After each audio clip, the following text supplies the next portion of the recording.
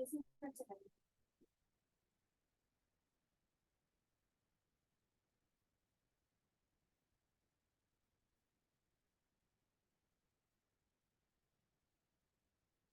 Avinash. Good evening, sir. Good evening. Hi Ravi. Avinash, what are your doubts? Can you able to share your screen so we can quickly, you know, discuss your doubt? So, Actually, sir, I can't share the screen because मैं जब भी वो आपका मिटास खोलूंगा तो वो run नहीं कर पाएगा क्योंकि नेट ऑन है sir.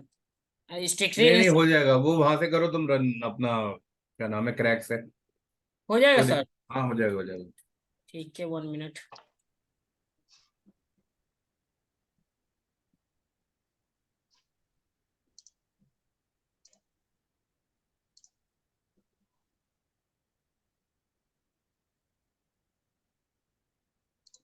Hello. Hi Ravi. Hi, good evening, sir. Good evening. So have you been able to practice a little bit? Yes, sir. In fact, some result is not shown. I want That's to know you my Avinash is screen. also showing. Maybe can you able to access your PC or you can able to share with me? Yes, sir. I can open multiple share. So now you can share it.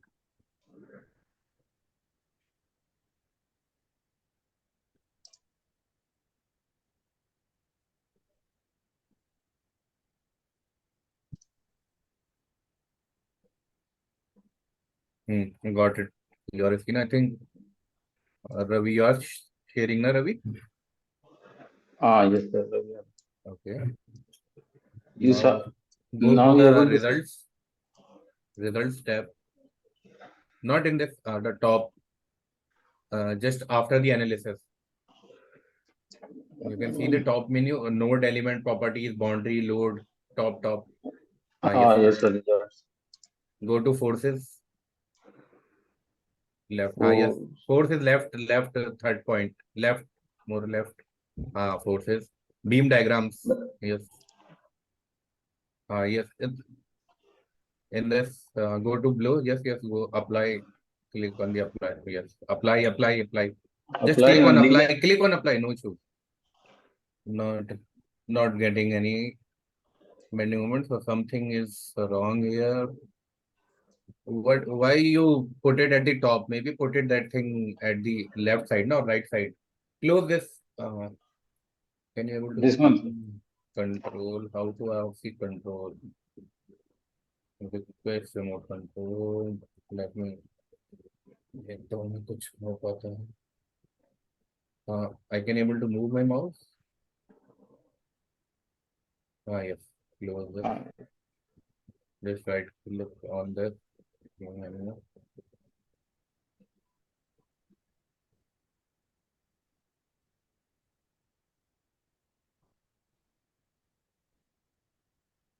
know why it did not.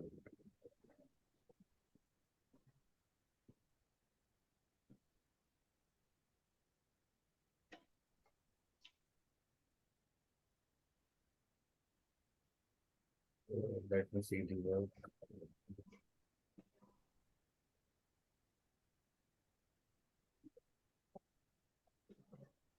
Node element.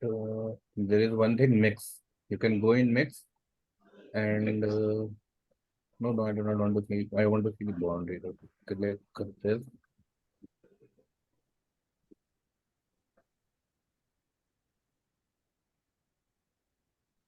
Some overlapping shown here, sir, in No, results. not issue. I want to first of all see. You can see there's so much something is there. You can see at this location. Because of this thing, you need to delete your elastic links. You can directly delete here. If you look at here, these are Yes, causing, you can see 13 you have provided, but how much is required? 6. six only. So because of this, the error is happening. So maybe after that, you try to, so then you will get the correct result. And if you want to even check this, that I will tell you the basic thing, just delete this. Delete even You have connected with the rigid link, na? So I'll tell you हाँ one more method, just to that one here, property, railing, boundary. You click on boundary first of all.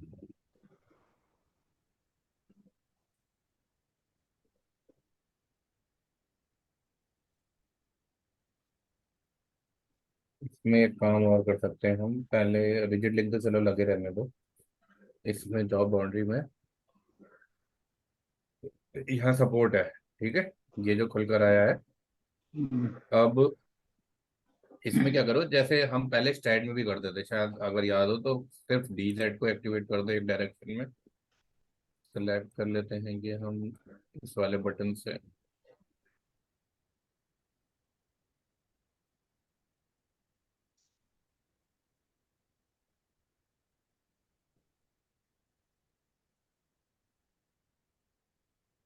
यहाँ support आ गए, और दूसरे direction में हम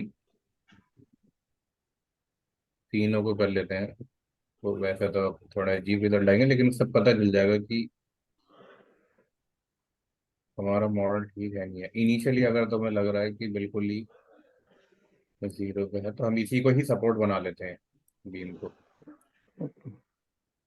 कभी कभार जब ऐसा एरर आते हैं तो आप रन करा के हमें पता चलता है।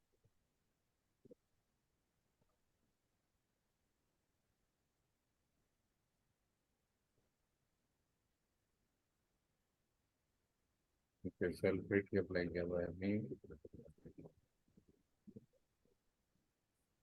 अब भी नहीं आ रहा है, जीरो तो कुछ और इशू भी है। मैं यही देखना चाह रहा था कि रिजल्ट इसके बाद भी अप्लाई करने के बाद आएगा या नहीं आएगा। और वरना मैं एक काम ये भी कर सकता हूँ, इसको भी डिलीट कर सकता हूँ। वो तो चलो कोई नहीं शो कर रहा। तुमने मटेरियल क्या यूज किया है, तुमने डमी मटेरियल लगा रखा है, ओके। सर जैसे डमी। आपने किया उस तरह भी हम भी लोग फिर फॉलो कर रहे हैं। नहीं नहीं, देखो ना, ये खाली है, M40 अप्लाई नहीं हुआ है, ये अप्लाई अब हुआ। अब डमी नहीं है अप्लाई। मैं ये तो मेरा कुछ हो रहा है, फॉलो तो होता है, लेकिन कभी कभार ना चीजें पता नहीं चलती हमें भी। अब भगवत में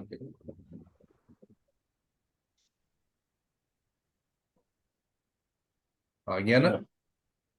और वैल्यूज, इस पर वैल्यूज पे क्लिक करोगे तो यहाँ वैल्यूज दिखाने लगे। मेरे को तो नहीं आ रहा है, 2200 समथिंग। और मेन चीज ये होती है कि आप प्रॉपर्टीज पहले सही देखनी होती हैं, फिर सेक्शन साइजेस सही होते हैं, फिर थर्ड पॉइंट होता है सपोर्ट्स का। तो सबसे इंपॉर्टेंट जो हमेशा रहता है ना, आप प्रॉपर्टीज और हमेशा ये मटेरियल तो सही लगा लेते हैं, लेकिन हमेशा सपोर्ट में गड़बड़ हो ही जाती है कुछ ना कुछ। मतलब ये मैं अपने एक्सपीरियंस से बता रहा हूँ, कोई भी मिडास में काम करता है सबसे ज्यादा गड़बड़ आती है, वो आती है सपोर्ट के टाइम पे। तो हमेशा हमें सपोर्ट बहुत ध्यान देना पड़ता है। तो ये क्या करा मैंने, जस्ट चेक कर लिया। अब आप क्या करोगे, इसको यहीं से डिलीट करके डायरेक्ट दोबारा अपने ये अपनी इलास्टिक लिंक लगा के और उसको ये लगा सकते हो अपने रिजिड लिंक तो अप्लाइड है, लेकिन वहां पे नीचे मैंने परमानेंट सपोर्ट जो लगाए थे ना, वो भी डिलीट कर दिया था, तो वो भी लगा लिया। अच्छा। ये हो गया ना और ये क्लियर। जो अब इसमें ये हाँ बताइए। ये जो 13 इलास्टिक 13 नंबर दिखा रहा था वो हमको, तो फिर डिलीट उसे कर दिया ना चेंज मैंने, वो तुम्हें डिलीट ही करने पड़ेंगे, उसमें चेंज नहीं कर पाओगे। मिडास की यही सबसे बड़ा ड्रॉबैक है, कुछ अगर हमसे गलत अप्लाई होता है तो हम हमेशा उसे डिलीट ही कर देते हैं, पर उसको रीअप्लाई करेंगे, वो चेंज नहीं होती ज्यादातर चीजें आसानी से। ओके। तो चेंज और करने सर से ये, अच्छा। हाँ, हाँ हाँ ठीक। नहीं नहीं, बोलो बोलो क्या कह रहे थे। ये मैसेज में शो कर रहा है सर कि कुछ नोट्स जो है, एलिमेंट्स जो है ओवरलैप हुए हैं, इससे कोई एक मिनट, दिक्कत अभी देख लेते हैं, अभी अभी देख लेते हैं मैसेज मगर शो कर रहा है, कहाँ कर रहा है शो। ऊपर जाएंगे सर? नहीं देखो। अच्छा, अभी नहीं शो कर रहा मैं। अब एक तरीका और है, अगर ऐसा शो करेगा, मैं यहाँ जाता हूँ, देखो स्ट्रक्चर में, यहाँ पे एक वो है, ये डुप्लीकेट का है। जब तुम इसमें आओगे प्री प्रोसेसर में, तो ये ऑप्शन बना आ जाता है, चेक डुप्लीकेट एलिमेंट। जैसे मैं इस पर क्लिक करूंगा, ये बोलेगा कि एनालिसिस विल बी डिलीटेड, ये अपने आप ही चेक कर लेगा। लेकिन हम कभी कभार करते भी नहीं है, वैसे तो हमें पता ही होता है, लेकिन जब मैं यस पे क्लिक करूंगा तो इसने डिलीट कर दिए जो भी थे, चार थे, लेकिन वही आपके वो और होते हैं हमेशा एंड डायफ्राम और उसके नीचे जाते हैं, तो वो छोड़ भी सकते हो, जैसे मैं कंट्रोल जेड दबाऊंगा वो वापस आ गए होंगे। तो ये ऑप्शन होता है डुप्लीकेट चेक करने का, यहाँ है डुप्लीकेट, ये दो जगह, बस इसलिए दिखा रहा है। चार एलिमेंट हो गए ना, एक एलिमेंट यहाँ से यहाँ तक, एक यहाँ से यहाँ तक, एक यहाँ से यहाँ तक, एक यहाँ से यहाँ तक, तो यस ये हो गया। अब आप एक काम करो, अपनी स्क्रीन वो कर दो, मतलब शेयर रोक दो, तो अविनाश शेयर कर लेगा। स्टॉप शेयरिंग है। ओके हाँ सर। स्टॉप शेयरिंग होगा। हाँ अविनाश, हाँ नाउ यू कैन शेयर।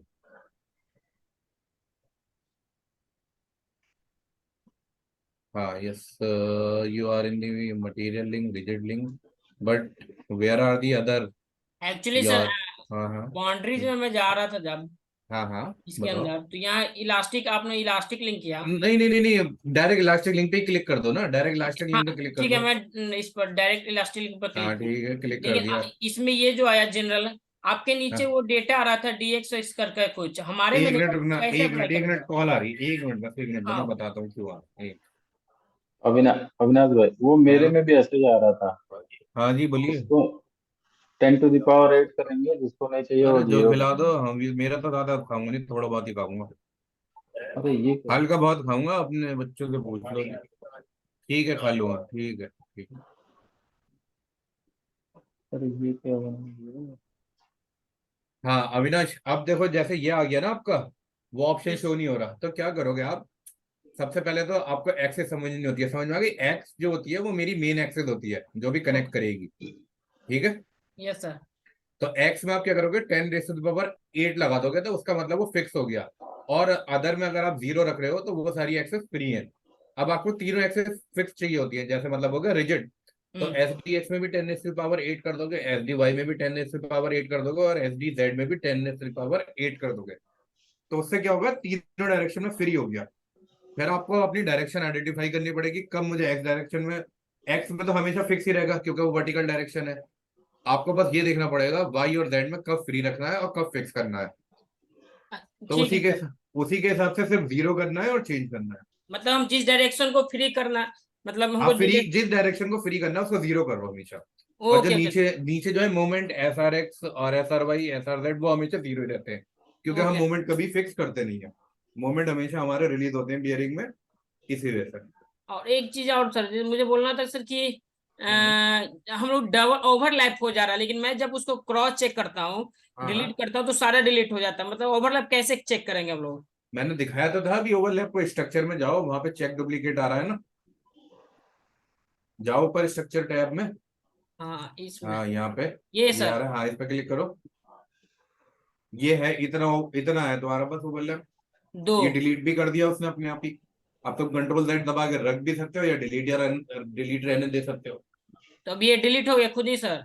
हाँ मेडास खुद ही डिलीट कर देता, हाईलाइट नहीं करता है, मेडास अपने आप काम करता है।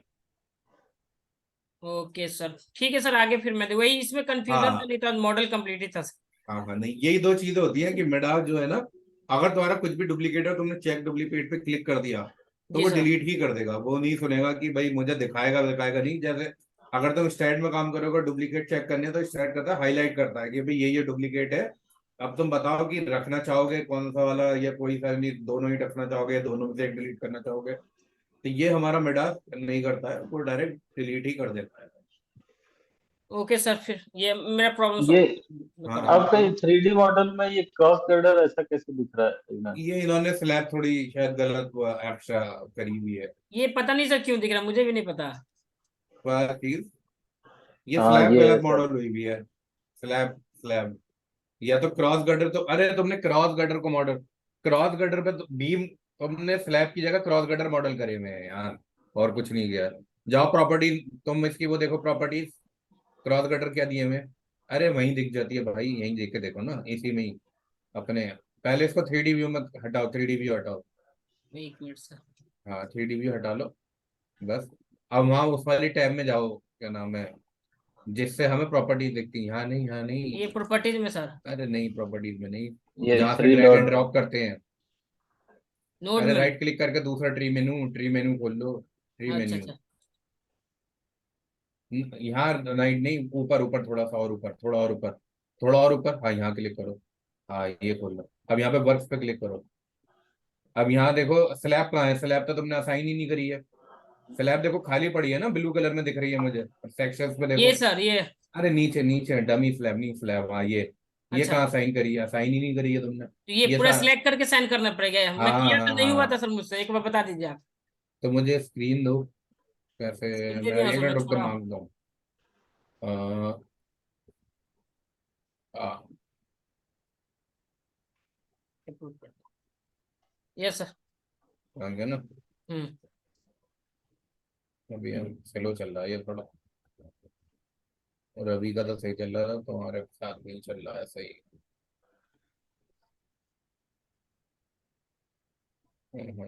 नहीं चल रहा ना, नहीं हिल रहा ना मेरा माउस तुम्हारी स्क्रीन पे। नहीं सर, नहीं चल रहा है। अरे बहुत स्लो चल रहा है। क्या इसको मतलब चल सिलेक्ट रहा है। करना है सर? मैं बताऊंगा, बहुत सारे तरीके होते हैं सिलेक्ट करने के, तो चलो मैं अभी अपने मॉडल में दिखा दूंगा। बस उसमें कुछ है नहीं इतना खास। ठीक है। तो हम अपनी स्क्रीन ये मैं अपने स्टॉप मॉडल कर खोल दूं? लेता हूँ। हैं? स्टॉप कर दूं स्क्रीन सर? हाँ स्क्रीन स्टॉप कर दो, मैं अपने मॉडल खोल लूँ। और मैं अपने मॉडल में ही दिखा दूंगा कैसे करते हैं ये सब। कोई इशू ये नहीं चल है। क्यों नहीं हट रहा सर? और कुलदीप, तुम्हारा तो कोई डाउट नहीं है? सर ठीक है मैं पूछ कोई रहा नहीं। था, हाँ हाँ अगर बताओ। अपन अपने चेक डुप्लीकेट करने के बाद डेट मारेगा तो वहाँ डुप्लीकेट आ रहा था एक्चुअली डमी स्लैब, और जो आपका क्रॉस बिन था हाँ हाँ वो वो आता है ओवरलैप हो डुप्लीकेट। रहे थे। हाँ तो ओवरलैप अभी होता है, उस ओवरलैप को छोड़ देते हैं, उसको डिलीट नहीं करते हैं। जैसा भी आपने चेक को डुप्लीकेट किया लेकिन तो मैं इसमें तुम्हें कौन सिर्फ सा, कमांड दिखा रहा था, मैं ये तो कह रहा हूँ कंट्रोल Z दबा के दोबारा वो आ जाएगा डुप्लीकेट। नहीं इनकेस अगर डिलीट होता है हाँ तो हाँ। फर्स्ट प्रॉपर्टी डिलीट होती है, सेकंड प्रॉपर्टी डिलीट होती है? जो सेकंड होती है, सेकंड डिलीट।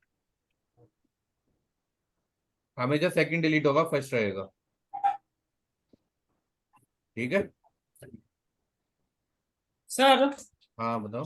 मैं बोला जैसे मिडास में दिखा है कि ब्लू किया हुआ, जो ब्लू दिखता है वो मतलब अप्लाई नहीं किए हैं यहाँ पे। हाँ वो अप्लाई नहीं हुआ हुआ है, ब्लू का मतलब ये होता है। तो मतलब आई थिंक सपोर्ट भी, मिड टू सपोर्ट भी दिख रहा था, वो अप्लाई नहीं हुआ है। हाँ वो भी नहीं अप्लाई हुआ है, मैं बता देता हूँ कैसे करते हैं, एक मिनट बस, वो ड्रैग एंड ड्रॉप ही तो होता है, सिलेक्ट करना होता है और उठा के डालना होता है। एक मिनट खोल लो।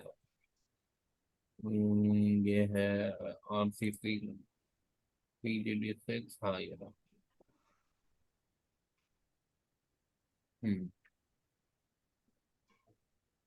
उसमें कोई इतना ज्यादा कुछ है नहीं, बहुत सिंपल है उधर।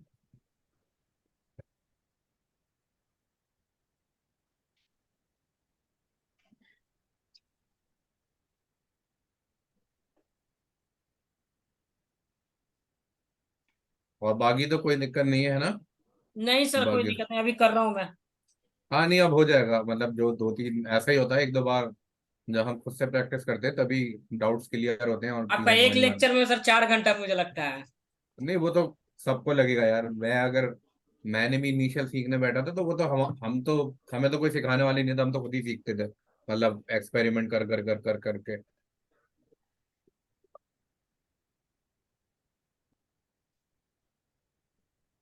मैं शेयर करता हूँ स्क्रीन, दिख रही है स्क्रीन? Yes sir. अब देखो इसमें, यहाँ पे ना ये रहा मेरा ट्री मेन्यू, जैसे अब जो रवि के में हो रहा था, ये उन्होंने यूं करके चला रखा था, तो ये यहाँ पे ऐसे सेट भी हो जाता है। हाँ डबल क्लिक करके, रवि एक काम करना, यहाँ पे ले जाके इस पर डबल क्लिक करने का, ये सेट हो जाएगा। ओके और सर। दूसरा ट्री मेन्यू चाहिए होता है तो यहाँ इस जगह पे राइट क्लिक करके ये ट्री मेन्यू सब टू भी आ जाता है। इसको रखो, डिलीट करो, वो अपने ऊपर होता है टोटल। कभी रख लेते हैं, कभी डिलीट कर देते हैं। इसको बोलते हैं ट्री मेन्यू। अगर तुम इस पे भी क्लिक कर दोगे ना, जैसे मैं कहीं पे लोडिंग पे हूँ, लोडिंग या प्रॉपर्टीज पे भी हूँ, मैंने यहाँ अप्लाई करा था, नहीं ये नहीं, कुछ और, हाँ नोड एलिमेंट पे हूँ, क्रिएट एलिमेंट क्लिक करा तो ये चेंज हो गया व्यू। अब मुझे वापस ट्री मेन्यू पे जाना है तो ये ऑप्शन है, ये toggle work tree and previous dialog. तो मैं जब इस पे क्लिक करूंगा ये अपने आप ट्री मेन्यू पे ले जाएगा। मैं इस पे क्लिक करूंगा वापस, तो वापस ये क्रिएट एलिमेंट पे ले आएगा। तो ये ऑप्शन है, और ये होता है मेरा सिलेक्ट का एलिमेंट। देखो इस पे अविनाश ध्यान दो, सिंगल सिलेक्ट, यस और सर। ये होता है सिलेक्ट बाय विंडो। अगर मैं विंडो बनाऊंगा ये क्यों करके, इसके अंदर जो भी आएगा वो सिलेक्ट हो जाता है, लेकिन इसका यूज कम ही करते हैं। ये होता है सबसे इम्पोर्टेंट सिलेक्ट। अब मुझे ये मेंबर सिलेक्ट करने हैं, ठीक है। पहले तो मैं इसको चेक कर लूंगा मेरे नोट नोट कहाँ पर है। ये है, ये नोट्स हैं। अब ये जो व्यू है, यहाँ से top view, side view, 3D view, तो मैं इसका साइड व्यू लेके जैसे इस साइड से देखूंगा तो ये ऐसे दिखाई देगा। अब सिर्फ यहाँ पे मुझे क्लिक करके न्यू करके सिलेक्ट करना है, जैसे तुम ऑटो कैड में करते हो या फिर कैड ऑटो उसमें, अब किसी और सॉफ्टवेयर में भी करते हो, या कैसे भी बस सिलेक्ट करना है यूं करके यूं। तो ये सिलेक्ट हो गया। नीचे से ऊपर को जाना है, ऊपर से नीचे आओगे तो नहीं होगा। हमेशा राइट से लेफ्ट जाओगे तो जल्दी सिलेक्ट होता है। अगर राइट से लेफ्ट जाओगे तो पूरा एलिमेंट सिलेक्ट करना पड़ेगा, मतलब ऐसे करके। और अगर नीचे से राइट से लेफ्ट जाओगे तो वो एलिमेंट अगर टच हो गया तो वो सिलेक्ट हो जाता है। तो हमेशा ये जो सिलेक्शन की मेथोडोलॉजी है ये हमेशा सेम रहती है डिफरेंट सॉफ्टवेयर के अंदर भी, कि हम राइट से लेफ्ट जा रहे हैं तो हमेशा सिर्फ वो पूरा बीम्स या फिर वो पूरा का पूरा एलिमेंट सेलेक्ट करना पड़ता है। और राइट से लेफ्ट जा रहे हैं, अगर वो कहीं पे भी टच हो गया तो वो सिलेक्ट हो जाता है। तो अब जैसे मुझे ये क्रॉस गर्डर चाहिए तो मैं क्या करूंगा, सिंपल अपने इसको यहाँ से सेलेक्ट कर लूंगा। ये स्लैब है मेरी सारी।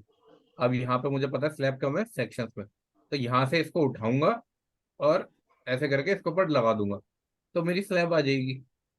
बस ड्रैग एंड ड्रॉप करना है, इस पर क्लिक ओके करके उठा के इधर डाल देना है। तुम कोशिश करके देखो, हो जाएगा अभी। ऐसे करके सिलेक्ट करो और ऐसे करके पेस्ट कर दो। Okay sir. इतने में वो खोल लेता हूँ एक्सेल, क्योंकि हम डिजाइन थोड़ा बहुत तो देख चुके थे अब, और एक्सेल में देख लेते हैं। कोड हमने डिस्कस करा ही था। तो अब जब हम मैनुअल डिजाइन करते हैं तो सबसे इम्पोर्टेंट क्या होता है, आपको आनी चाहिए इसकी प्रॉपर्टीज की कैलकुलेशन। चाहे तुम कैलकुलेट ना भी करो लेकिन तुम्हें हमेशा बैकग्राउंड पता होना चाहिए कि भाई कैसे डिजाइन कर रहे हैं। इसे मैंने बोला भी था पिछले क्लास में कि प्रॉपर्टीज की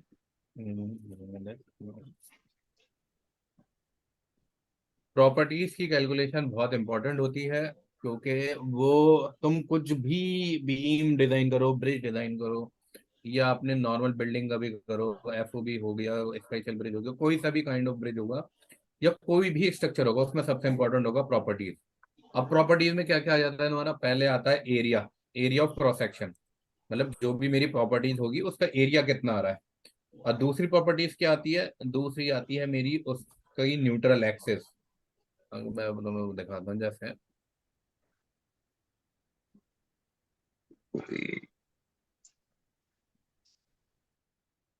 तो जैसे अब मेरे पास कोई भी एलिमेंट है, अगर तुम देखोगे पियर, अपने पियर तो अपने स्क्वायर या सर्कुलर, ओवल ऐसे ही होते हैं। और हमारे पास नॉर्मल बीम है तो वो हमारी रेक्टेंगुलर होगी या आई होगी, या कंपोजिट होती है आई प्लस स्लैब। स्लैब भी उसके साथ है और आई भी है, whatever kind of shape figure size we have. तो इसमें सबसे इंपॉर्टेंट क्या होता है, पहले इसका एरिया निकालो किसी भी चीज का, एरिया नंबर वन प्रॉपर्टी। दूसरा उसकी न्यूट्रल एक्सिस, जब तुम्हारी न्यूट्रल एक्सिस निकल जाएगी तो तुम इसका क्या निकाल लोगे, moment of inertia, MOI you can say that, moment of inertia. जब मोमेंट ऑफ इनर्शिया निकल के आ जाएगा तो उसके बाद क्या निकालते हैं, सेक्शन मॉडुलस। हम्म, अरे मैं इसे स्क्रीन पे ही ले रहा हूँ। और रुको, हाँ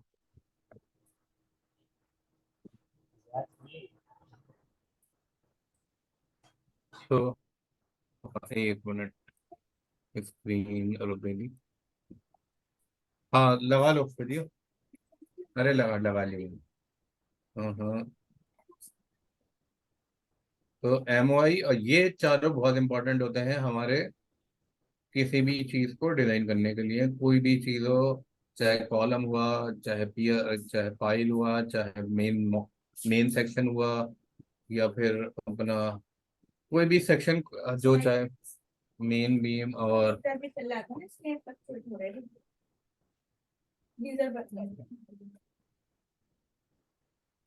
ठीक है। ये आ रहा है समझ में? Hello yes Avinash. Sir, yes हाँ सर, यस तो सर। Yes sir. ये सब इम्पोर्टेंट होता है अपना इसके लिए। सारा जो भी आप करेंगे, तो अब मैं दिखाता हूँ जैसे का कि उसमें क्या होता है। तो ये जैसे मेरे पास मैंने खोली हुई है कल। अब इसमें क्या होता है, जैसे ऐसे हम ना इनिशियली थोड़ी बहुत इन्फॉर्मेशन देते हैं कि ज्योमेट्री, जैसे आरसीसी अब हम डिजाइन कर रहे हैं थोड़ा, एक आरसीसी लॉन्गिट्यूडनल गर्डर का डिजाइन करने लगे। तो उसमें क्या करेंगे, इनिशियली तो मैं थोड़ा बहुत इन्फॉर्मेशन देनी पड़ती है कि भाई मेरा ये रिपोर्ट का पार्ट होता है, तुम्हारा डिजाइन का पार्ट तो नहीं होता, लेकिन जैसे हम डिजाइन रिपोर्ट बना रहे हैं तो डिजाइन रिपोर्ट में हमें मेंशन भी तो करना पड़ेगा कि भाई क्या स्पैन रहा मेरा, क्या इफेक्टिव स्पैन रहा centre to centre, casting C2 है या प्री कास्ट है, उसमें भी क्या क्या है, डेप्थ ऑफ गर्डर, ये सारी चीजें ना हमें दिखानी पड़ती है। फिर हमें ऐसे करके एक प्रॉपर्टी का ग्राफ भी बनाना पड़ता है कि भाई कहाँ पे क्या प्रॉपर्टीज आ रही है। फिर हम मटेरियल क्या क्या यूज कर रहे हैं वो सारे इनपुट कराने पड़ते हैं। तो फिर उसके बाद ये मतलब मैं दिखाता हूँ, जैसे नेक्स्ट स्टेप ये है, इसमें प्रॉपर्टीज की कैलकुलेशन करी हुई है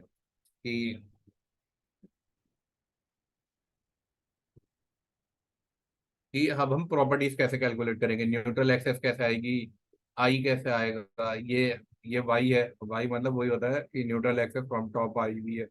फिर ये A into Y करते हैं, आई सेल्फ करते हैं, आई कंपोजिट गर्डर, मतलब डिफरेंट डिफरेंट मेथड है। ये थोड़ा डिफरेंट मेथड है, लेकिन वो तुम्हें पढ़ने पड़ेंगे कि तुम कौन सा मेथड अडॉप्ट करना चाहोगे। ये तो प्री बिल्ड होता है कि भाई तुम्हारी एक्सेल है, तुम जो चाहे मेथड यूज करो, तुम पैरेलल एक्सेस मेथड यूज करो, तुम परपेंडिकुलर एक्सेस मेथड यूज करो, या तुम डायरेक्ट फार्मूला यूज करो जो भी किताब में गिवन है, या फिर ऑनलाइन गिवन है, कहीं से भी फार्मूला उठा के तुम डायरेक्ट भी बना सकते हो।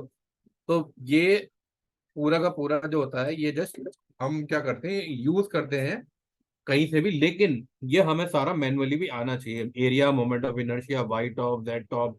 वाई क्या है, न्यूट्रल एक्सेस की लोकेशन टॉप से, जेड क्या है अपनी यही और जेड की लोकेशन फ्रॉम टॉप से, फिर Y bottom, Z bottom, Y top, Y bottom, Z अपना सेक्शन मॉडुलस, ये अपना neutral axis, moment of inertia.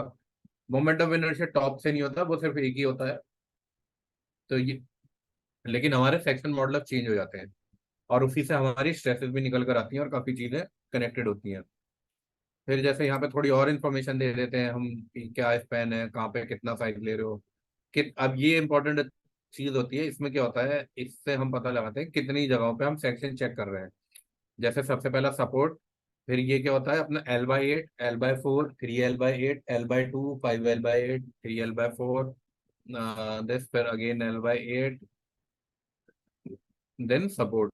तो ये एक गर्डर में, जैसे अगर आप इस गर्डर को देखेंगे, इसको हम 8 हिस्सों में डिवाइड करके उन पॉइंट्स पे चेक करते हैं। तो ये हो जाता है। फिर हम अगले में देखेंगे तो यहाँ जैसे क्या करते हैं, यहाँ पे हम अपने बेंडिंग मोमेंट्स इनपुट करा देंगे कि जो भी हमारे बेंडिंग मोमेंट आ रहे हैं डेड लोड में, SIDL में, लाइव लोड में, क्योंकि सुपर स्ट्रक्चर डिजाइन होता है वो डेड लोड और SIDL के लिए होता है। ज्यादातर वो विंड और अर्थक्वेक और इन फोर्सेस के लिए नहीं होता, अनटिल अनलेस वो बॉक्स गर्डर हो या कोई और सुपर स्ट्रक्चर हो। नॉर्मल आपका आई गर्डर या PCSC या फिर स्टील या कंक्रीट गर्डर है, तो वो हमेशा 3 फोर्सेस के लिए ही बेसिकली मेन गवर्निंग रहता है हमेशा। टेम्परेचर भी होता है, लेकिन RCC के लिए टेम्परेचर की भी जरूरत नहीं पड़ती, वो PCSC में ही पड़ जाती है। या फिर अपना ये होता है स्टील गर्डर हो गया, उसमें भी थोड़ी स्ट्रेसेस आती है, लेकिन वो उसमें भी कोई इशू होता नहीं है अनटिल अनलेस PCSC होता है। तो ये एक डिजाइन टैब है, ये मैक्रो लगा हुआ है इसको। इसमें से वही थ्योरी जो मैंने पिछली क्लास में बताई थी, हम कंप्रेशन को टेंशन के इक्वल करा के लीवर आर्म कैलकुलेट करते हैं। इसका बताऊंगा अभी जब हम इनपुट करेंगे। यहाँ पे शियर निकाल लेते हैं, फिर डिफ्लेक्शन का एक शॉर्ट टर्म तक लॉज है, फिर स्ट्रेस निकालते हैं अलग अलग के हिसाब से कि अगर मैं अज्यूम करूं कि मेरा गर्डर जो है वो प्रीकास्ट है और स्लैब जो है वो बाद में आएगी, तो इसमें मैं अलग से भी ये अपना डेटा इनपुट करा सकता हूँ और एक में भी करा सकता हूँ। तो ये मेरे ऊपर रहता है और हमारी डिजाइन मैथोलॉजी के ऊपर रहता है कि भाई मुझे गर्डर प्री कास्ट कराना है या विद स्लैब कास्ट कराना है। तो ये इम्पोर्टेंट होता है काफी हमारी ये स्ट्रेसेस के लिए कि before casting of before SIDLL live load क्या स्ट्रेस आ रही है और आफ्टर SIDLL लाइव लोड क्या स्ट्रेस आ रही है। ऐसे ही क्रैक विड्थ होता है कि उससे पहले क्या हमारी क्रैक विड्थ आ रही है, उससे बाद क्या। अब चेक मैंने शायद पहले भी बताया था, मैं एक बार फिर बता देता हूँ। दो होते हैं हमारे हमेशा नॉर्मल चेक, क्योंकि यहाँ पे स्टेबिलिटी का या फिर अपनी कैपेसिटी का कोई चेक नहीं आता सुपर स्ट्रक्चर में, सिर्फ ये आता है ULS और एक आता है SLS। एक बार और बता रहे थे, तो ULS में जो होता है हम क्या चेक करते हैं, ultimate bending moment, shear and torsion, अगर रिक्वायरमेंट है या नहीं, बस। इसके अलावा कुछ चेक नहीं करते इसमें अल्टीमेट में। अब जो SLS में क्या चेक करते हैं हम, स्ट्रेस,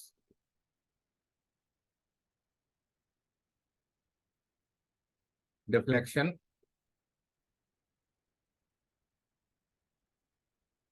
और क्रैक विड्थ।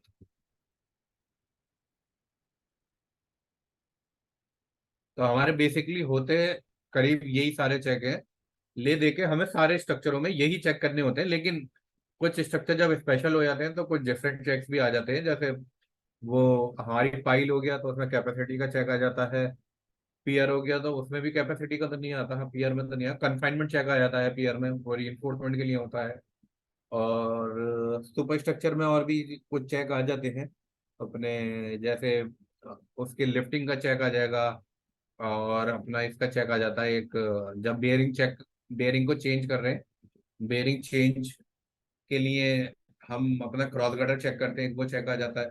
तो वो सब एक्स्ट्रा चेक होते हैं, लेकिन अल्टीमेटली अगर तुमने ये चीज दे दी कि तुमने दिखा दिया कि मेरा इसमें ओके है, अपना मेरा मेरा गर्डर, तो वो कोई दूसरा सवाल जब करेगा वो सिर्फ एक्स्ट्रा चेक मांगेगा, लेकिन तुम्हारा गर्डर कभी फेल नहीं होने का उन चेकों में। बस वो एक्स्ट्रा होते हैं कभी कभार रिक्वायर, बस की डिजाइन रिपोर्ट अच्छी लगने के लिए हमेशा कोई ना कोई तुमसे मांग लेता है कि जैसे लिफ्टिंग है, अब RCC गर्डर तुमने अल्टीमेट के लिए डिजाइन कर दिया तो लिफ्टिंग में कोई इशू आने का ही नहीं है, क्योंकि वो RCC गर्डर है, उसमें पहले इतना स्टील भर दिया है हमने कि वो सेल्फ फिट के लिए अपने आप ही रेजिस्ट कर लेगा वो।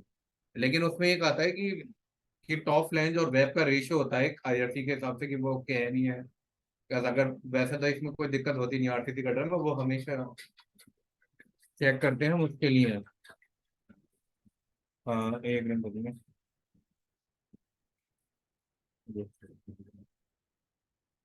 हेलो, हाँ पुप्पी अस्सलाम वालेकुम।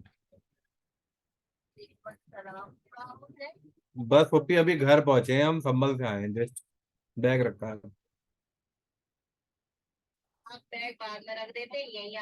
अरे पुप्पी वो हालत बहुत हो रही थी खराब सबकी, थक रहे थे बहुत ज्यादा। हाँ बस ये अभी सब आए हुए पूरे पसीने वसीने में, तो वगैरह नहाए धोएंगे। और पापा और, अरे नहीं ऐसी कोई नहीं, मैं कबाब तो वहीं से लेकर आया हूँ खूब वहां से, अपने संभल वाले कबाब जो चलते ही हैं। हाँ वो गए हुए थे सैटरडे फ्राइडे से ही गए हुए थे ना, वो जरा अब छुट्टियां थी तो चले गए थे। अब हिम्मत बिल्कुल नहीं है, वरना मेरी उनसे तो बात हुई थी फूफा से, वो यही कह रहे थे अगर जल्दी आ जाओ तो देख लेना। अब हम निकले ही 4-5 बजे थे, तो अभी पहुंचे हैं जस्ट। सर म्यूट कर लो आप। चलिए कोई बात नहीं। ठीक है ओके ठीक है। ठीक है।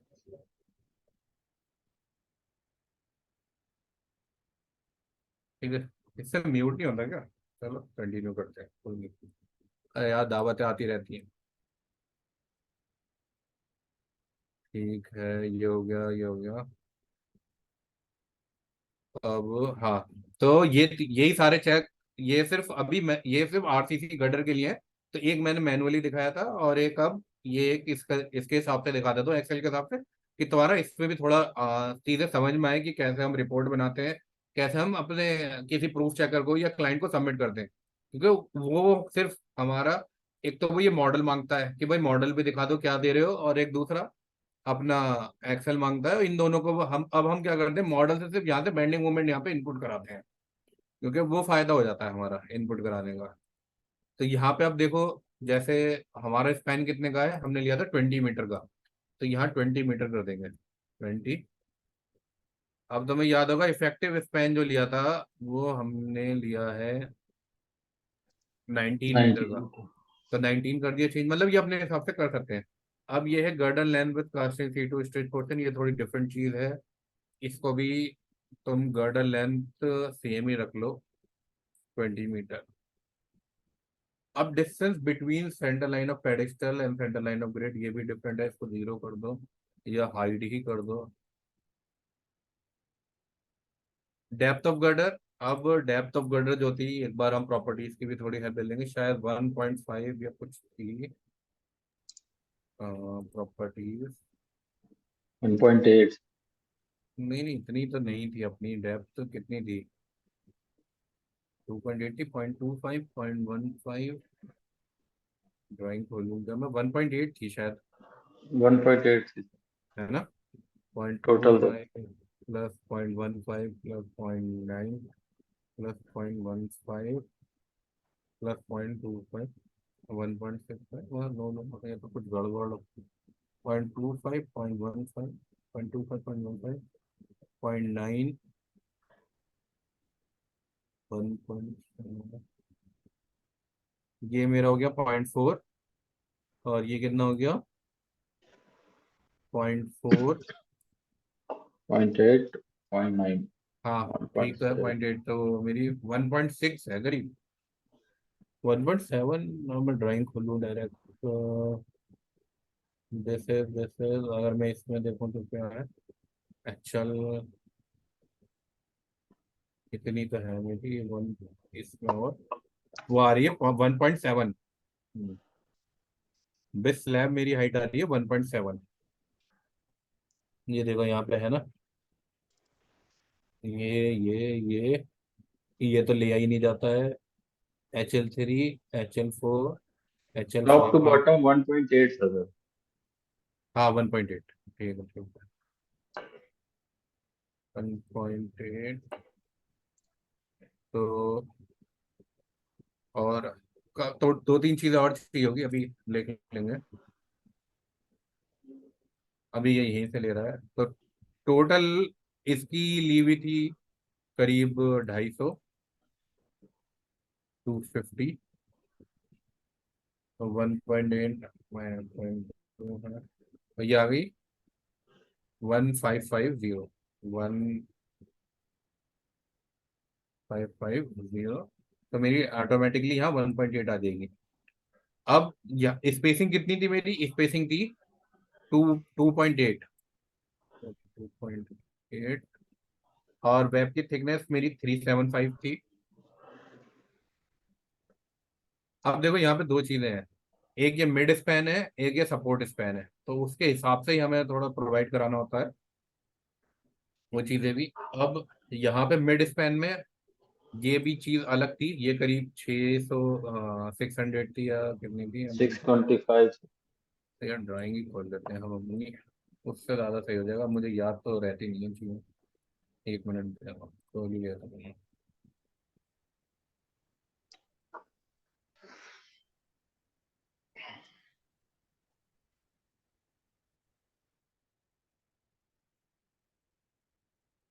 ये रही हमारी ड्राइंग,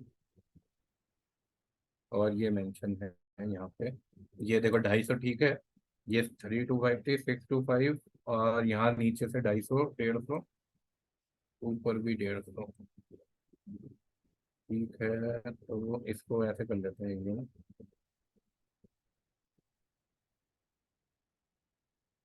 और हमने लडास में इसको लगा देते हैं यहाँ पे।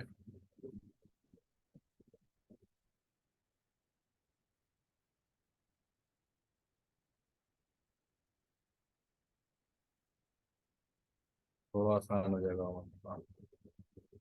325, 625,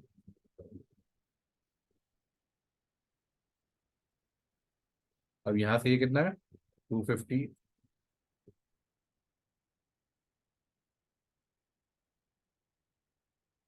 और ऊपर से ये तो ले लिया। एक चीज, हाँ ये चीज मुझे देखनी पड़ती है, यहाँ से यहाँ तक 300। इसका मैं एवरेज ले लूंगा क्योंकि मेरी यहाँ पे देख रहे हो ऐसी शेप नहीं बन रही है, तो मैं इन दोनों का एवरेज लेके 150 प्रोवाइड करा दूंगा। ये करीब 150 ले लूंगा मैं। और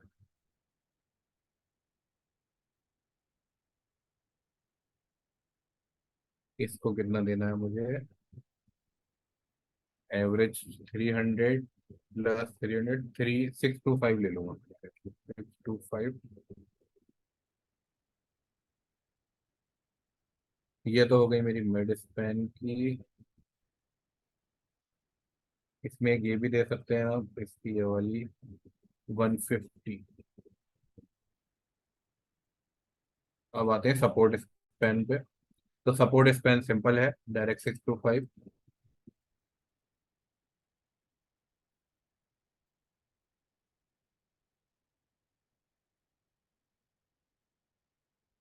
ये हाइट सेम है, ये ठीक है, इसकी भी जरूरत नहीं है क्योंकि ये मेरी ठीक है, लेकिन कोई इशू नहीं, ये करूँगा। इसका हम ऊपर का ये 75 150 की जरूरत नहीं है, इतना ही लेके हम कर सकते हैं। और इसको सपोर्ट स्पैन भी मेरा इसके बराबर ही होता है।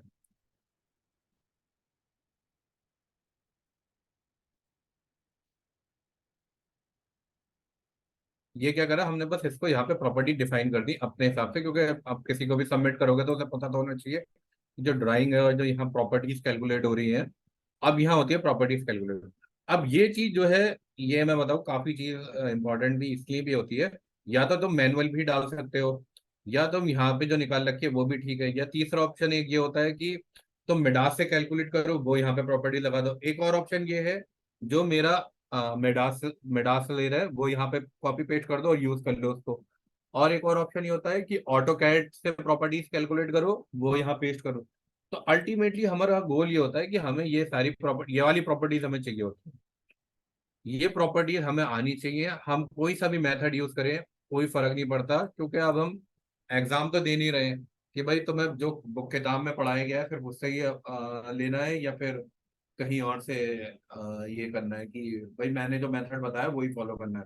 तो प्रॉपर्टीज का सिंपल सा लॉजिक है, तुम जहां से चाहो जैसे चाहो कॉपी पेस्ट कर सकते हो, लेकिन बस एक्यूरेट होनी चाहिए। उसको एक दो मेथड से वेरीफाई कर लो, मैनुअल चेक कर लो, या फिर तुम ऑनलाइन कैलकुलेटर अवेलेबल है बहुत सारे, तुम देखोगे प्रॉपर्टीज के, या फिर फोन में ऐप भी आ रही है आजकल, या तुम अपने मिडास से प्रॉपर्टी निकाल के ऑटोकैड से कंपेयर करा सकते हो। और वरना एक्सेल भी होती है, एक दो मेरे पास एडवांस एक्सेल भी है जो सिर्फ प्रॉपर्टीज कैलकुलेट करने के लिए यूज होती है। तो वो चीजें जो होती है, बस एंड रिजल्ट हमारा ठीक आना चाहिए प्रॉपर्टीज। बाकी तुम जो चाहे मेथड यूज करो, कोई फर्क नहीं पड़ता, कोई कुछ कहने वाला नहीं है, सब उसके लिए ओके है। अब यहाँ पे क्या है, दो प्रॉपर्टी निकलती है, एक प्रॉपर्टी निकलती है मिड स्पैन की, एक सपोर्ट की। यही हमारी पूरी यूज होनी है। अब यहाँ पे आप मॉडल में आओगे, इसमें कुछ नहीं है, ये 25 लिया हुआ था, इसको चेंज कर दो तो हमारे वो पता चल जाएंगे। इसको 20 कर दो, 20 नहीं 19 ले लो। तो ये अपने आप ही डिवाइड कर लेता है, क्योंकि मेरा मुझे क्या देखना है, मुझे देखना है 19 मीटर यहाँ से यहाँ तक जो मेरा बेयरिंग है, और जो मेरा बेयरिंग से ऊपर आएगा वो 20 आना है। ये मेरा कहाँ से ले रहा है, 19 से, ये यहाँ से ले रहा है, तो इसको हम मैं 20 कर देता हूँ। ये मेरा 20 आ गया है, ये मेरी लोकेशन है। अब इसमें एक सेल्फ वेट की ऑटोमेटिकली भी कमांड लगे, वो भी यूज हो सकता है, या फिर हम अपना कैलकुलेट करा भी। लेकिन सबसे पहले एक चीज और होती है, मटेरियल। अब ग्रेड ऑफ कंक्रीट कौन सा रखना चाहते हो वो डिफाइन करना पड़ता है, M45, M50, M30, 35। तो जनरली जो सुपर स्ट्रक्चर का ग्रेड ऑफ कंक्रीट हम स्टार्ट करते हैं, वो हमेशा स्टार्ट होता है M30 से। मिनिमम स्लैब का हम हमेशा M30 रखते हैं, उससे ऊपर ही लेके चलते हैं ब्रिजेस में। तो आप अगर M45 यूज कर रहे हो, वो वैलिड गुड है, अच्छा है, ठीक है। M50 भी जा सकते हो, कोई इशू नहीं है। बहुत इजीली अवेलेबल है M50 तक कंक्रीट, बट M50 से ऊपर मत जल्दी नहीं जाते until unless something is precast और going to be very good craftsmanship और skill level have been required for higher grade of concrete. अब यहाँ पे दो चीजें हैं, grade of main reinforcement bar और सेकेंडरी रीइंफोर्समेंट बार। सेकेंडरी कौन सा होता है? सेकेंडरी होती है या शियर रीइंफोर्समेंट, मेन जो होता है अपना लॉन्गिट्यूडनल मेन रीइंफोर्समेंट, ये दोनों चीजें होती है। तो ये चाहे तो तुम सेम ले सकते हो या इसको भी 500 ले सकते हो। आजकल 550 भी आ गया है ग्रेड ऑफ स्टील, वो भी यूज हो रहा है काफी, वो भी कर सकते हो बस यहाँ पे अपना। तो ये चीजें भी बहुत इंपॉर्टेंट होती है कि ग्रेड ऑफ कंक्रीट का क्या मतलब है। अगर मैं M45 MPa मेंशन कर रहा हूँ तो उसका क्या मतलब है? अविनाश बताओगे तो थोड़ा बहुत, या कोई और बताना चाहेगा कि उसमें 45 का मतलब क्या हुआ M?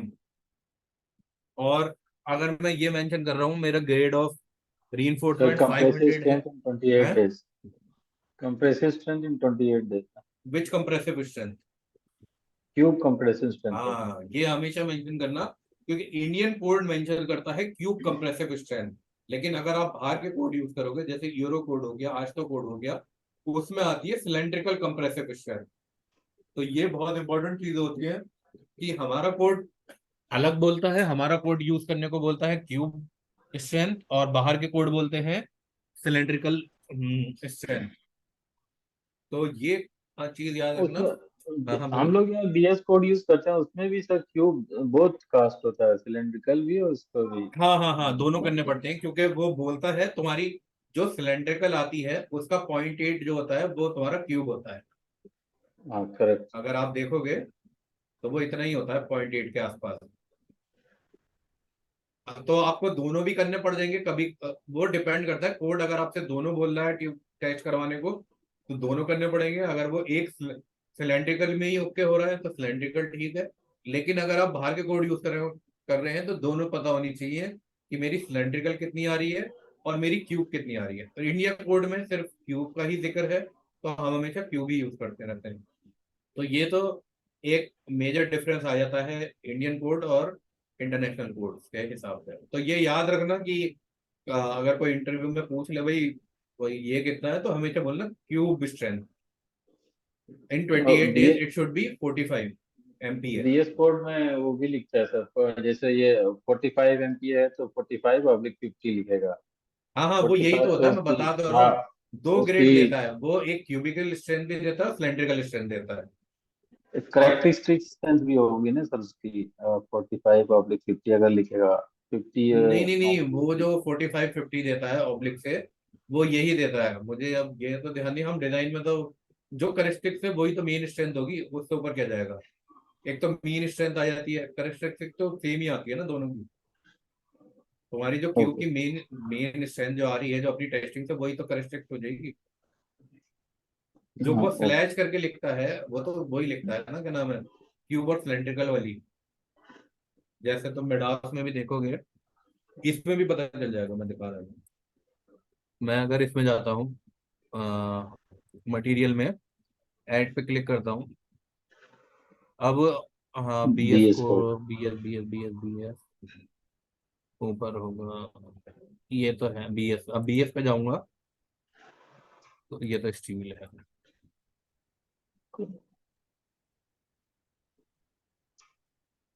BS इसमें दिखा नहीं रहा, वरना इस पे देखो ईयरो में दिखा देगा, EN ऐसे करके। हाँ हाँ, यस यस तो सर। ये जो दिखाया हुआ है, जैसे 35 और /45 है, प्रॉब्लम। हाँ ठीक है ना, स्लैश है ना, तो 35 योर सिलेंड्रिकल स्ट्रेंथ होती है और 45 क्यूबिकल स्ट्रेंथ होती है। ये यस। इसलिए ही दोनों चीजें दिखाता है। कभी कभार सिलेंड्रिकल स्ट्रेंथ को या क्यूबिकल स्ट्रेंथ को करेक्ट भी बोलते हैं, मुझे एक्यूरेटली ध्यान नहीं है दोनों में क्या डिफरेंस होता है, लेकिन जो तुम्हारा टेक्निकल टर्म्स है वो यही है कि क्यूबिकल और सिलेंड्रिकल। क्योंकि ऐसा होता है FC डैश बोलते हैं एक को, FC डैश बोलते हैं क्यूबिकल को, और FC खाली बोलते हैं अपने सिलेंड्रिकल को। तो उसमें करेक्ट किसे बोलते हैं और वो किसे बोलते हैं एक्चुअली में मुझे भी प्रॉपर ध्यान नहीं है, क्योंकि कोड तो रीड करे हुए बहुत टाइम हो गया वाला। तो वैसे मीनिंग जो है उन दोनों का यही है कि यही अपना क्यूबिकल और इसका सिलेंड्रिकल। सिलेंड्रिकल का। बाकी इतना डिफरेंस नहीं है कोई। लेकिन दोनों चीजें यूज होती है डिजाइन में जब हम अगर डिफरेंट कोड से करते हैं। और इसमें इंडियन कोड में सिर्फ हमारी क्यूबिकल स्ट्रेंथ ही यूज होती है।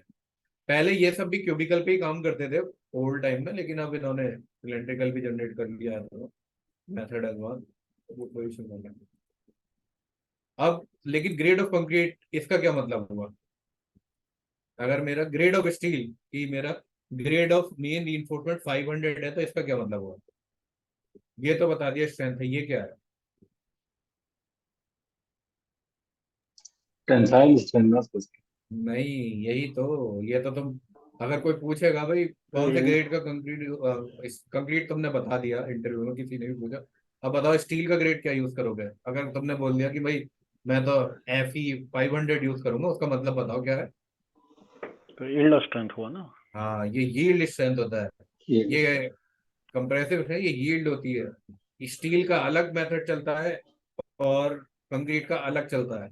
अगर याद होगा स्टील का जो ग्राफ बनता है हमारा ऐसे बनता है, ऐसे करके यू, और तो यहाँ पे जो आती है ये यील्ड होती है, ये वाली है। और जो अल्टीमेट टेंसाइल आती है वो इस पॉइंट पे आती है, वो अलग होती है। उसका यूज ही नहीं करते हैं हम अपने डिजाइन में कभी, क्योंकि हम अज्यूम करते हैं कि यील्ड तक जाएगी और उसके बाद वापस इलास्टिसिटी वो अपने आप गेन कर लेगा, मतलब ये होती है प्लास्टिक रेंज। इसमें अगर तुम स्टील को इलोंगेट करोगे तो वो अपना रीगेन कर लेगा शेप, जब अपना लोड हम रिलीज कराएंगे। लेकिन वो अगर इस लिमिट को क्रॉस कर गया, ये होता है प्लास्टिसिटी जोन।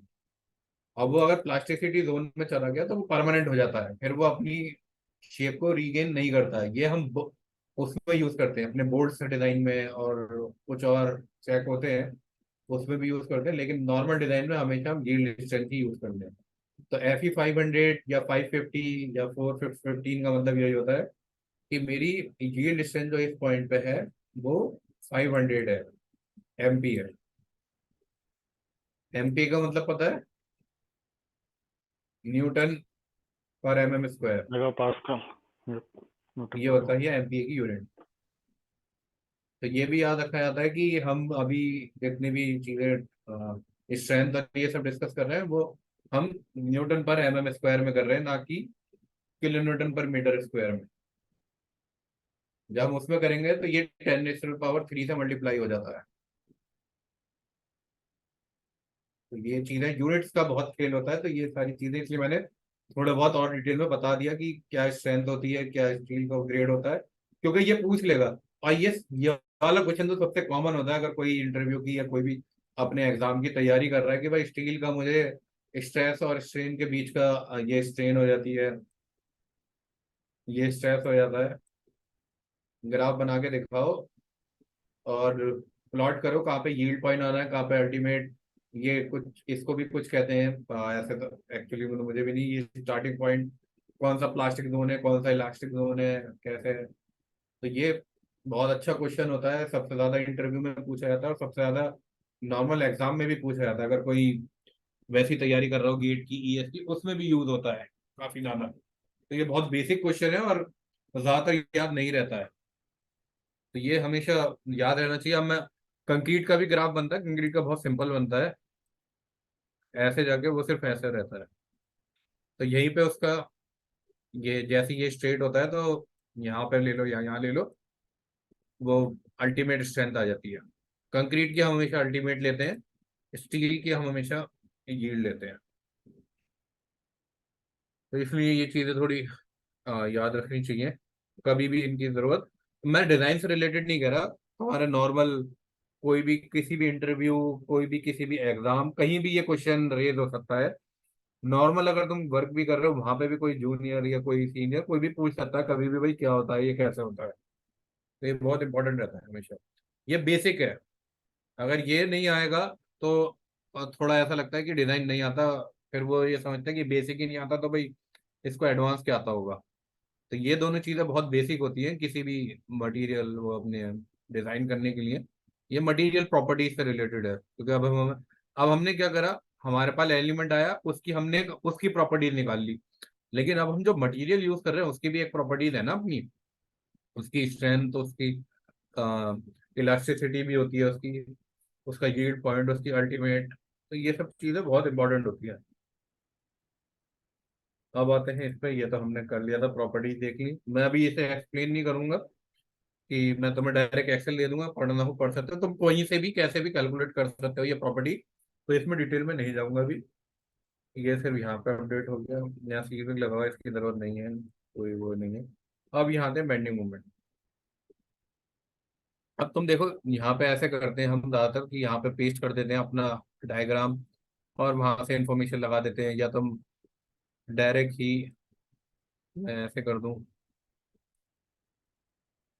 और यहाँ पे करके, अब मुझे मालूम है ये इसकी ज़रूरत इतनी नहीं है, पड़ेगी थोड़ी तो, रिजल्ट्स में जाके बीम डायग्राम, अब मुझे कौन सा चाहिए, यूएलएस, एनवेलप ऑल वैल्यूज अप्लाई। मुझे पता है सबसे ज़्यादा मेरी एंड गर्डर में ही आ रहा है, एक मिनट, इसको सेलेक्ट करा, और एक बार पहले चेक करके वो कर लेते हैं।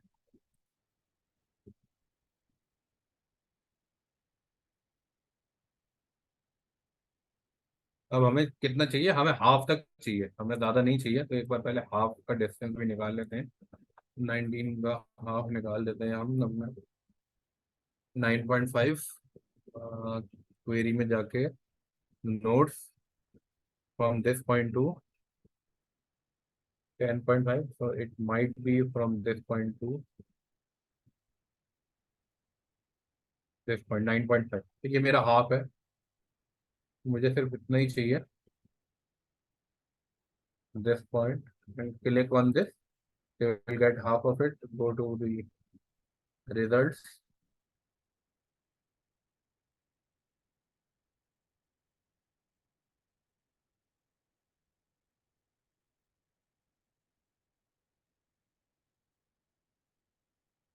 ये इतनी ही वैल्यू काम आनी है मेरे।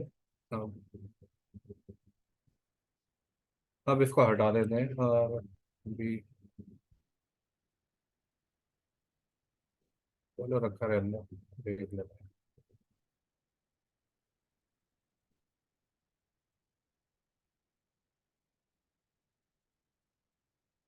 अब हम यूएलएस नहीं देखेंगे, बस वो तो मैं तुम्हें दिखा रहा था, हम क्या देखेंगे, एक तो सेल्फ वेट,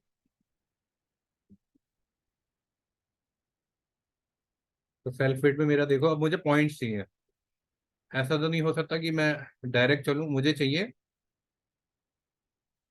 4 पॉइंट, क्योंकि तुम अगर यहाँ देखो, मैं सिर्फ 4 पॉइंट पे ले रहा हूँ, एक सपोर्ट पे, फिर L/8 पे, L/4 पे, 3L, ये नहीं, 1 2 5 पॉइंट चाहिए। ठीक है, ये मेन पॉइंट है, ये तो सपोर्ट रहेगा जहाँ पे बेंडिंग मोमेंट हमेशा 0 ही आएगा। यहाँ आ रहा है, लेकिन यहाँ सैगिंग आ रहा है, थोड़ा सा 160 आ रहा है, लेकिन हम इसको इग्नोर ही कर देते हैं, लेते नहीं है सपोर्ट का। अब यहाँ से मुझे 4 वो चाहिए हमें पॉइंट, एक आ रहा है 2.375 पे, तो एक बार पहले चेक करके उन सबको भी रख लेते हैं कि टूल्स में जाके क्वेरी, क्वेरी नोट, उससे थोड़ा हमें अंदाजा मिल जाएगा कि कहाँ पे क्या क्या चीज़ें आ रही।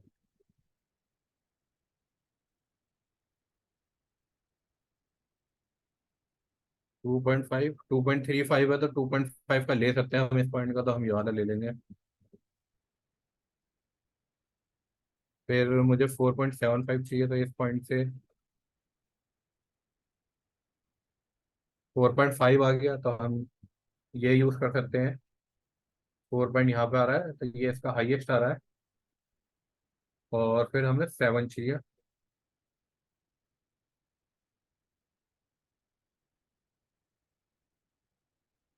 7.5 वाला हम 7 में ले सकते हैं।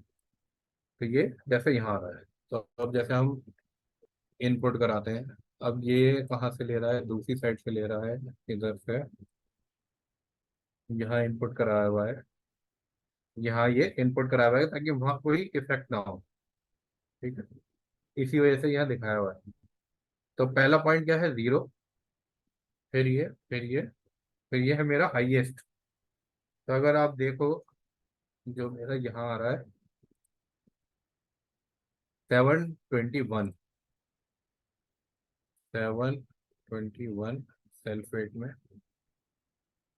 उसके बाद दूसरा पॉइंट आ रहा था मेरा 11486, 1148.6। फिर मेरा ये आ रहा था 1527,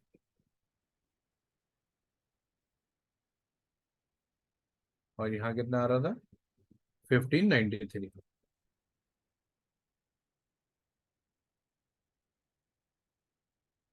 ये आ गया। अब मुझे दूसरा क्या चाहिए, SIDL और फ्री, और दोनों का एक साथ ही ऐड कर लेते हैं इसमें, दोनों अलग नहीं करते हैं। तो जैसे एक बार देख लेते हैं, इसका आ रहा है 7, तो ज़्यादा कुछ नहीं आ रहा, just 80, but this wearing code will be 273। तो वेरिंग कोड में 273 में we need to add 80 around. तो if I calculate the ratio, 80 upon 273 ratio, it is about 0.3 ratio. So I can directly add in 273 multiply by 1.3. It will give me 355. So which will be add both the you can say varying codes initially. If you require differently, we can also do. But in this, we are doing just for initial. This is for the preliminary design, so nothing that much. But we can create another table just below it, and we will add different one. So here I will just first of all go to starting point 123.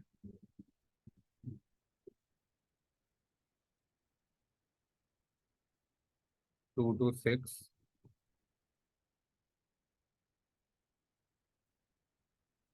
263। अभी मैं इसमें add एक चीज और करूंगा, पहले मैं लिख लेता हूँ 263।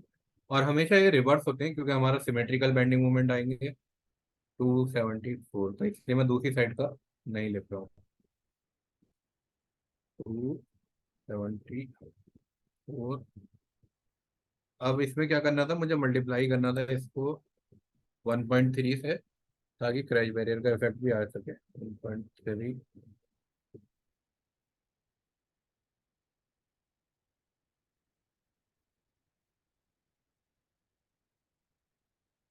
1.3।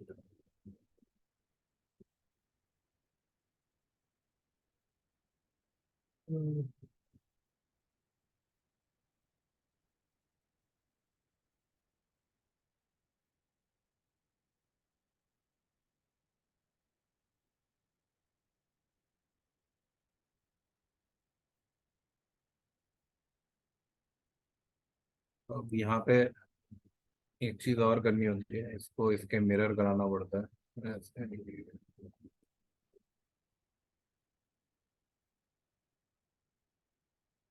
गलत हो गया। This should be mirror of this. This should be mirror of this.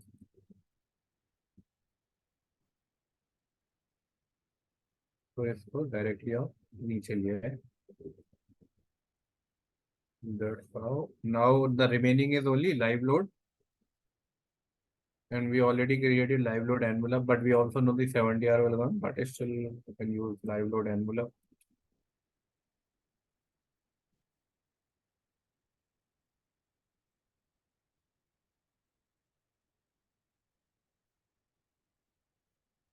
It is given 679.9, 698. So 6.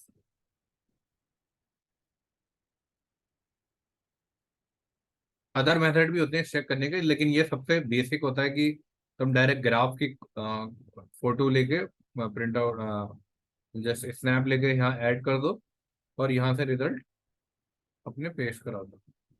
90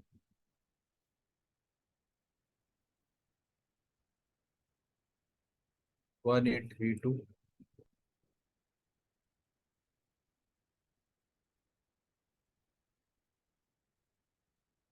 1958।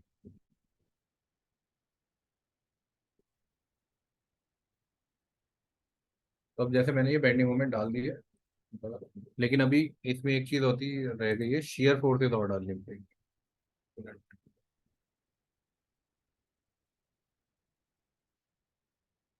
वो यहाँ आ जाएंगी। मुझे इसमें क्या करना है, सिर्फ यहाँ जाके FZ पे क्लिक करना है और अप्लाई करना है ना। शेयर फोर्सेस जब देखोगे तो वो सपोर्ट पे ही ज्यादा होती है, I think everyone already knows. अब यहाँ पे एक चीज और आती है कि जो शेयर फोर्स हम चेक करते हैं वो कभी सपोर्ट पे नहीं चेक करते, हमेशा सपोर्ट से डी डिस्टेंस पे चेक करते हैं। तो वो अब हमारे इंजीनियरिंग जजमेंट पे डिपेंड करता है कि इनिशियली तुम सपोर्ट की शेयर के हिसाब से अपना गर्डर चेक करो कि भाई मेरा ठीक आ रहा है। अगर वो ठीक ना आए तो उसको फिर डी पे चेक करो, और डी पे भी ना आए तो फिर सिंपल ये होता है कि भाई उसकी वेट चेंज करो, डेप्थ चेंज करो, या फिर कुछ और लोड कम करो। तो ये सारे इश्यू होते हैं, स्पेसिंग कम करके लोड चेंज कर सकते हैं, या हम डेप्थ बढ़ा सकते हैं, या हम विड्थ बढ़ा सकते हैं। इसलिए हमेशा देखा होगा सपोर्ट पे विड्थ हमेशा ज्यादा होती है। इसी वजह से होती है क्योंकि शेयर वहां पे बहुत ज्यादा आ रही होती है, तो वो शेयर स्ट्रेस में फेल हो जाता है कभी कभार। कभी कभार ही होता है, ऐसा नहीं होता बार हमेशा ही हो। लेकिन एक चीज और होती है, बेरिंग स्ट्रेंथ भी डेवलप होती है, जहाँ पे मेरा ये अपना बेरिंग बेरिंग के ऊपर रखा हुआ होता है। तो इस वजह से हम हमेशा उसको थोड़ा थिक एंड ही बनाते हैं, कि वो कभी लॉन्ग टर्म में 10 साल 20 साल बाद वहां पे फेल ना हो जाए, कहीं क्रैक डेवलप ना हो जाए, कहीं वो क्रशिंग ना हो जाए वो बेरिंग पॉइंट जो है।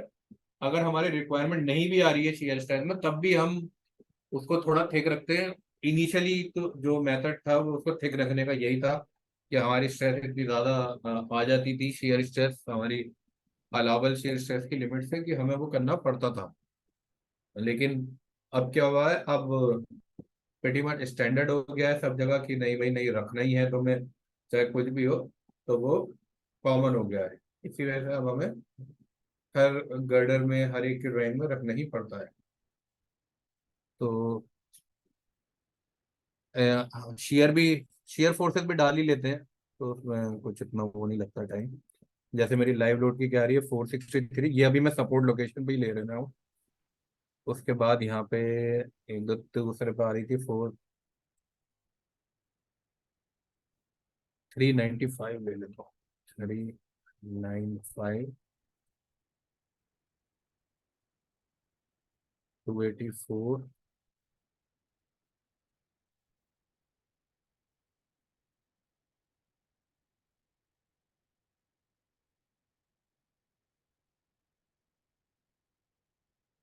अब आप देखो कैसे चेंज हो रही है वैल्यू ना, और यहाँ तक आते आते तो बिल्कुल बहुत ही कम हो जाती है, 171 हो गई है। अब ये मेरी लोकेशन और है, इसमें भी एक लेनी पड़ेगी 214। मेरे कितने आ रहे हैं, 1 2 3 4 5, ये तो मिडल आ गया, 4 चाहिए मुझे। सपोर्ट का मैंने एक ले लिया पॉइंट, ये लिया। एक मैंने 395 लिया। नहीं ये रह गया ना मेरा 331, 331, फिर 214, और ये कितना आ गया 171।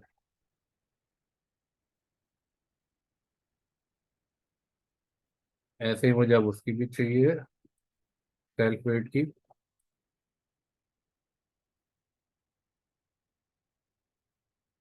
अब सेल्फ वेट का देखो बिल्कुल कांस्टेंट ग्राफ है, लाइव लोड का चेंज आता है लेकिन सेल्फ वेट का कुछ चेंज नहीं होता।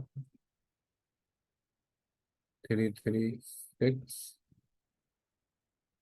279,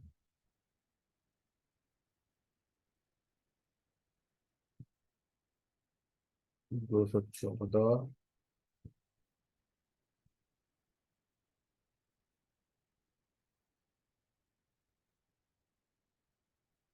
99,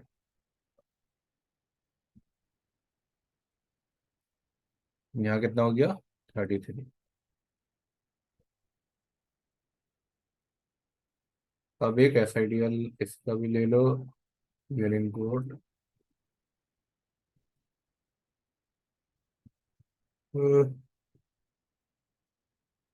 6051 equal to multiplier by 1.3, 44.4,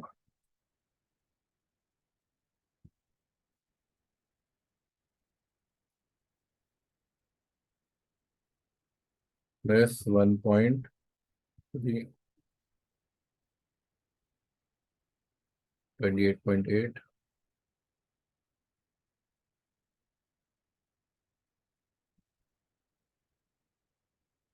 plus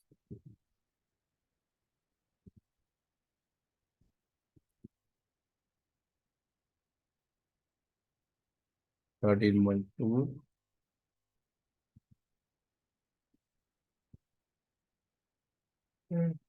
plus 0.3,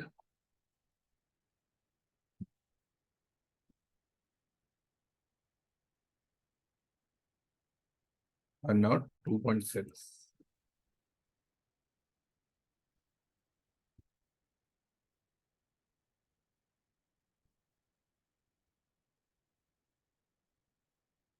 और अब हमें इसको भी कॉपी पेस्ट कर देते हैं, जैसे डिलीट ही कर दो।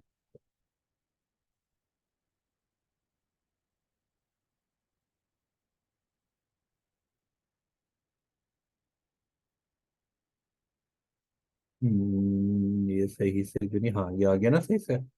और ये इसके साथ, और ये किसके साथ, इसके। yes। तो अब देखो तो यहाँ पे ना मैक्सिमम में लिख रखा है, जैसे ये मैक्सिमम आ रहा है, ये आ रहे हैं, ये मैक्सिमम शेयर फोर्स या इस साइड की।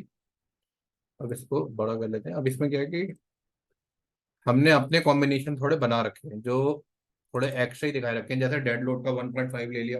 अब आज अपना वो क्या कहता है आईआरसी, वो डेड लोड कहता है 1.35, तो उससे थोड़ा ज्यादा भी ले सकते हो कम, तो यहाँ थोड़ा ज्यादा के हिसाब से बनाए हुए हैं, जैसे 1.5 dead load, एसआईडीएल 1.5 live load.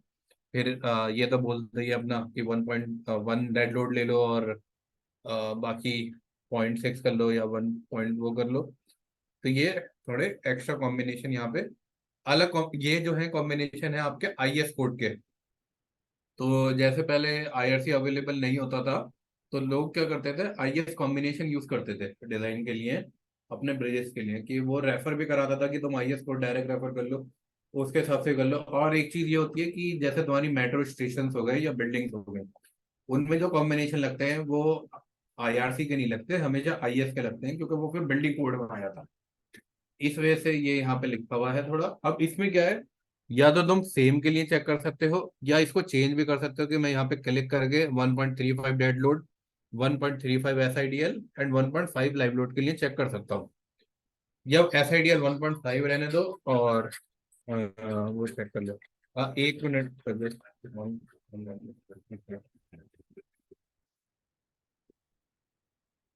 Hello, हाँ बोल।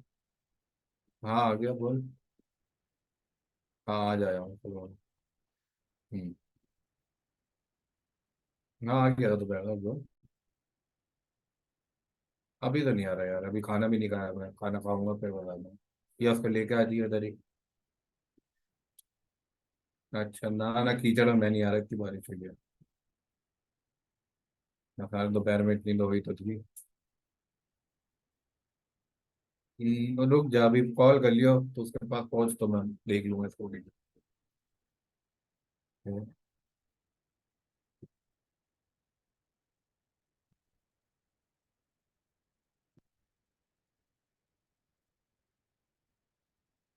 तो अब हमने ये बेंडिंग मोमेंट डाल दिए। अब इसको चाहो तो चेंज भी कर सकते हैं, चाहो तो सेम भी यूज कर सकते हैं। ये टोटली, ये सारी चीजें जो होती है ये हमारे ऊपर होती है, ये कोई थर्ड पार्टी या कोई भी चीजें वो नहीं करता है। लेकिन तुम अगर ये मेंशन कर रहे हो तो यहाँ पे लिख सकते हो कि ये IS कोड के हिसाब से है। अगर तुम इन्हें चेंज कर रहे हो 1.35 में तो मेंशन कर सकते हो ये IRC के हिसाब से है, या तुम अब कोई और से कॉम्बिनेशन लाना चाहते हो जैसे IRS के भी होते हैं तो वो मेंशन कर दो कि भाई मैं वो यूज करना चाहता हूँ। तो इसमें कॉम्बिनेशन तुम कोड के हिसाब से चेंज करा सकते हो, जो कोड हो उसको यूज कर सकते हो। अब आप आते हैं यहाँ पे, ये है मेन डिजाइन की शीट। अब इसमें मेन डिजाइन की शीट में क्या होता है कि पहले हमें अपने रीइंफोर्समेंट अज्यूम करना होता है।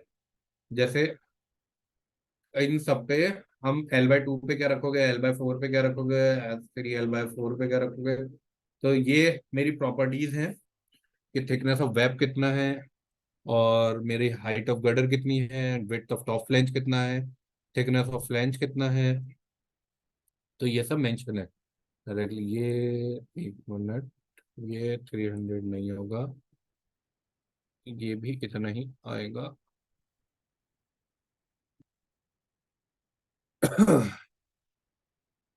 हम्म। अब उसी के हिसाब से CG भी निकाली हुई है बॉटम से। तुम देख रहे हो यहाँ डिफरेंस है थोड़ा CG का, क्योंकि मेरी प्रॉपर्टीज डिफरेंट है।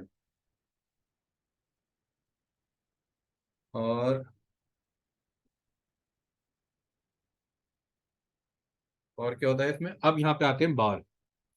कि जैसे मेरा बॉटम की वेब की थिकनेस कितनी है, मेरी 6 है, 600 है। तो 600 में मैं 6 बार तो आराम से दे सकता हूँ 32 के। तो 6 ऐसे करके इसको चेंज करा दूंगा मैं।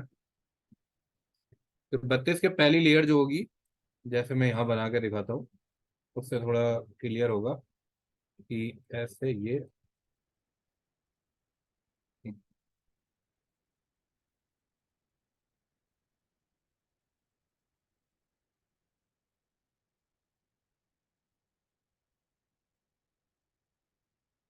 तुम्हारी जो बॉटम लेयर है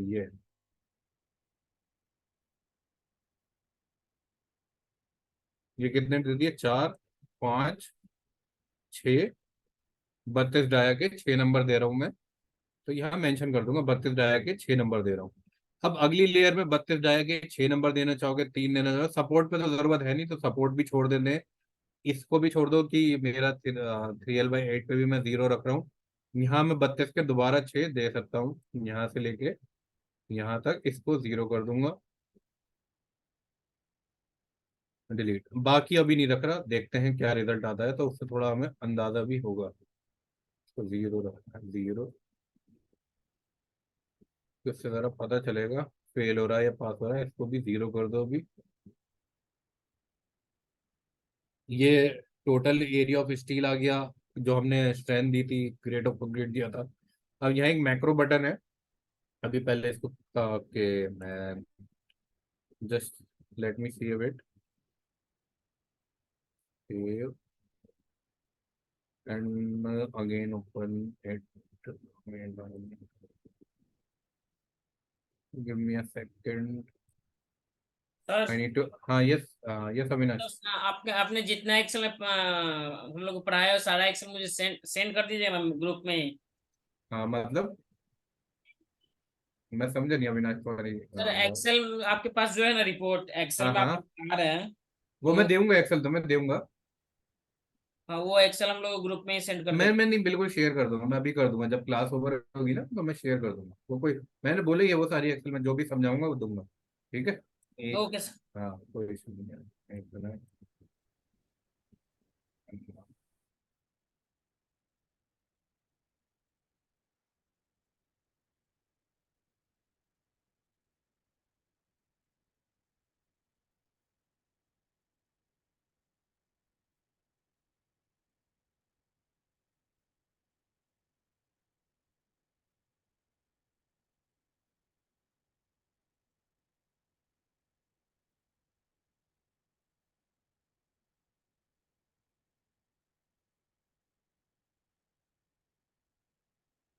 अब देखो ये अपडेट, मैंने जैसे यहाँ पे क्लिक करा डिजाइन पे तो यहाँ सब जगह लिखा गया रीडिजाइन रीडिजाइन रीडिजाइन। और जो ओके है वो ओके आ गया। अब यहाँ पे रेशियो भी लिखा हुआ है कितने से ज्यादा से फेल हो रहा है। अगर आप देखो तो 9.5 बहुत ज्यादा फेल कर रहा है।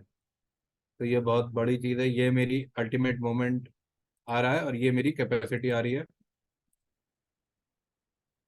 ये कहाँ से उठाया था ना मैं, देखने में ध्यान नहीं है। F112, हाँ ये तो कुछ और है। ये तो इस डिस्टेंस पे दिखा रहा है, लेकिन यहाँ पे फेलियर भी दिखा रहा होगा कि हाँ ये है शायद। ये 30% से फेल हो रहा है। अभी सिर्फ 2 लेयर दिए हैं, तो इतने से फेल कर गया। अब क्या करेंगे, हम तीसरी लेयर देंगे।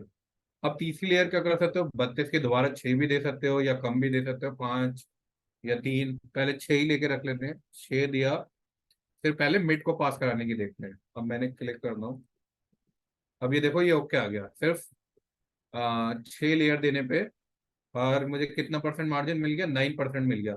0.91 आ रहा है। तो ये 6 पे ओके हो रहा है, तो ठीक है। मैं अब इसमें क्या करता हूँ, यहाँ भी 6 रख लेता हूँ, यहाँ 6 रख लेता हूँ। बाकी क्या करूंगा, यहाँ पे 3 रख लूंगा। 3 3। तुम देख रहे हो, ये ज्यादातर पास हो जाएंगे। ये रह गया, इसको भी 3 ही रख लेते हैं। या इसको हम क्या करते हैं, ये वाली चीज यूज करते हैं। 6 और 6। अब देखो सारे ओके हो गए। अब इसमें कर क्या रहा है, जो मेन इंपॉर्टेंट चीज मैंने बताई थी, कंप्रेशन और टेंशन को इक्वल करा के लीवर आर्म कैलकुलेट कर रहा है। अब देखो कंप्रेशन का आ रहा है, ये आ रही है टोटल टेंशन। ये है टेंशन जो कि वो अब से निकाल रहा है अपने कंक्रीट से, जो भी जनरेट हो रही है। अब एक जगह पे कंप्रेशन भी आ रही होगी, जहाँ पे 0 0 इक्वल कराया होगा। ये इसका 0 नहीं है। एरिया ऑफ इन्फोर्समेंट, हाँ ये 0 है। एक इसको यूज करता है, और मेरी कंप्रेशन किधर है, ये है मेरी कंप्रेशन। ये मेरी निकाली हुई है ग्रेड ऑफ कंक्रीट और न्यूट्रल एक्सिस के हेल्प से। जो, हाँ, किसी को याद होगा जो फॉर्मूला मैंने उस दिन भी बताया था, 10.336 एफ सी के डी। तो ये उससे निकाला हुआ है। तो इन दोनों मैक, ये जो मैक्रो होता है, ये यही करता है, डिफरेंट परमुटेशन कॉम्बिनेशन लगाता है कि तुम्हारा कैसे भी करके कंप्रेशन तो पहले से ही निकली भी आ जाती है, कि टेंशन को ऐसे तरीके से इक्वल कराओ कि ये और ये इक्वल हो जाए। बाकी वो यहाँ पे प्ले करता है, इनको चेंज कराता है, इसको इसको चेंज कराता है इसके थ्रू। ये अपना एरिया ऑफ रीइंफोर्समेंट और ये neutral actual stress, neutral axis, हर एक रीइंफोर्समेंट के हिसाब से न्यूट्रल एक्सेस कितनी आ रही है और क्या आ रहा है, वो उसके हिसाब से करता है। लेकिन एंड में हमारा कंप्रेशन टेंशन इक्वल करा के, अब देखो क्या करा हुआ होगा, लीवर नाम निकाला हुआ होगा। दिखाता हूँ मैं।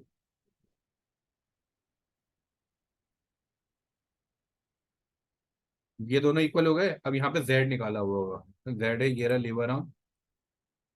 ये जो आया है, ये सीजी ऑफ कंप्रेशन जोन से ही माइनस करके निकाला हुआ है।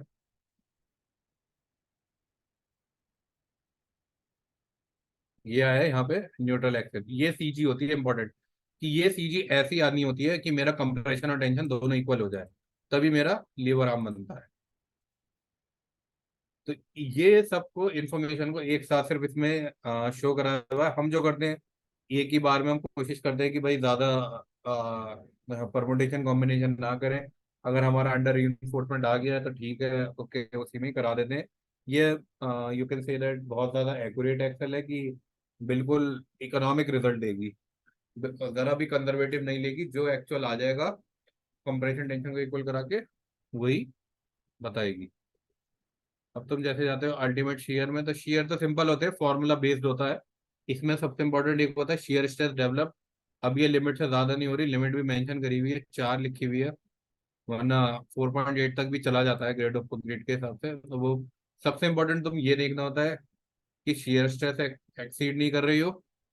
फिर उसके बाद हम शेयर कितना रिक्वायरमेंट है, मिनिमम एएसपी रिक्वायर्ड या एएसपी कितना रिक्वायर्ड है, उसके हिसाब से अपना रीइंफोर्समेंट देते हैं। लेकिन हम इसमें भी प्ले करते हैं।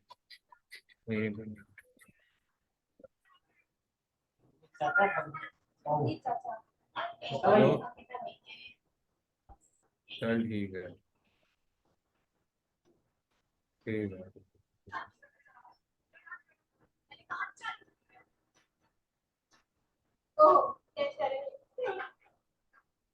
ठीक है, तो यहाँ पे अगर आप देख रहे हो, तो हम सपोर्ट पे क्या देख रहे हो, इस पे भी चेक चेक आ रहा है कि मेरा ये इतना सफिशिएंट नहीं है, 10 के डाया का जो 200 की स्पेसिंग दे रहे हैं। तो इसमें क्या कर सकते हो, अब तुम 10 का डाया जो दे रहे हो इसको 12 कर दो, माफी मांग ली क्या 12,000 का नहीं, घर पर ले रखना तो 12,000 क्या 12 पे ओके हो रहा है, इसको 12 रख लो, इनको भी 12 कर दो सबको। अब देखो यहाँ पे ये इक्वल नहीं हो रहा, ये चेक आ रहा है, तो हमें देखना पड़ेगा, यहाँ पे 2.3 2.83 आ रहा है, जबकि यहाँ पे ये आना चाहिए नॉट रिक्वायर्ड जैसा आ जाना चाहिए, क्योंकि वो सपोर्ट से थोड़ा दूर है। ये किसको ले रहा है, इसको ले रहा है 178 को,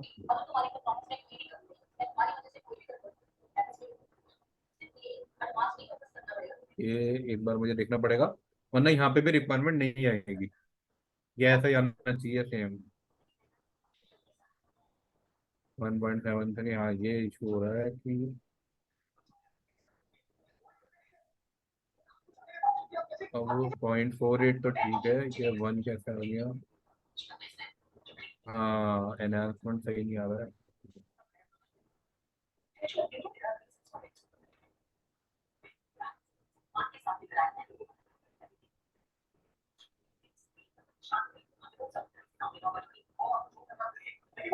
डिस्टेंस ही नहीं है, सेक्शन डिस्टेंस फ्रॉम क्रिटिकल, ये मेरा 0.1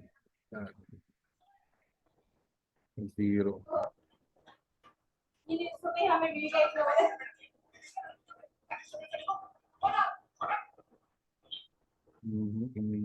मेरे बस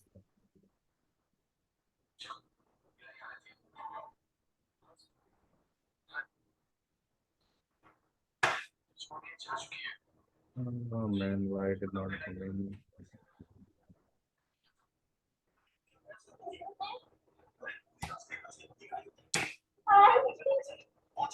Uh, 0.0.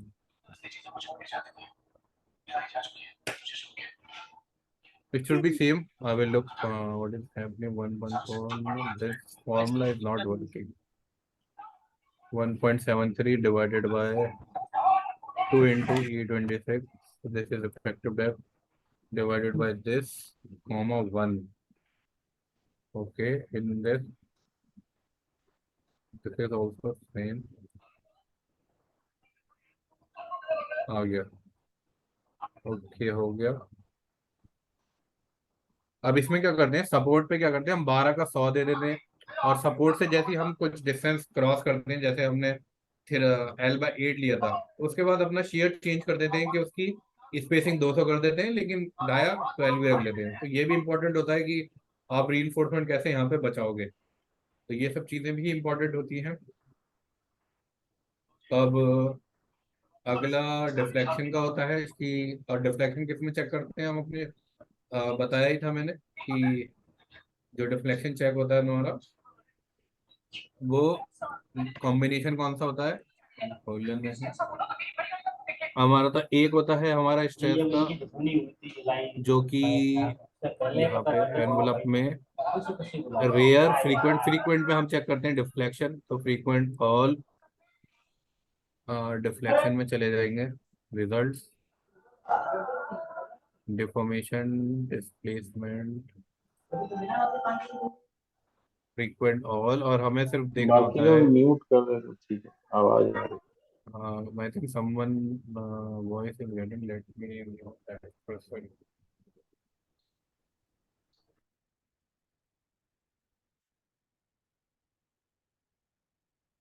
Click on it. तो हमारा 11 mm डिफ्लेक्शन आ रहा है फ्रीक्वेंट में, तो जो कोड क्या कहता है IRC 112 कि फ्रीक्वेंट में हमारा डिफ्लेक्शन की लिमिट कितनी है, स्पैन बाय 800, स्पैन बाय 800, और विदाउट अ डेड लोड, सिर्फ लाइव लोड की क्या है, स्पैन बाय 1000। तो ये दोनों लिमिट कोड कहता है, तो हम, और मेरा स्पैन कितना 19 मीटर, तो 19,000 divided by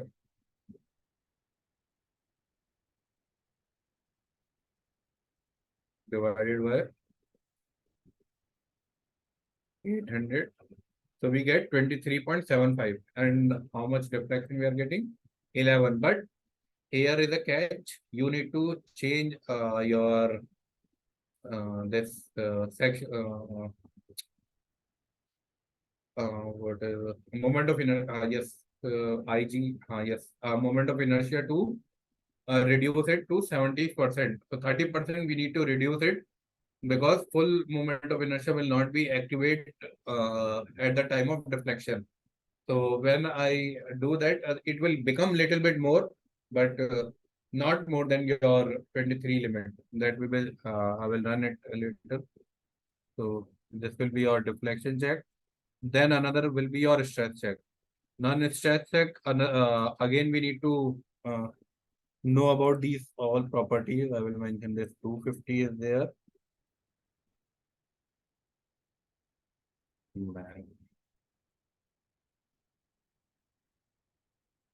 And this is not 280, 180.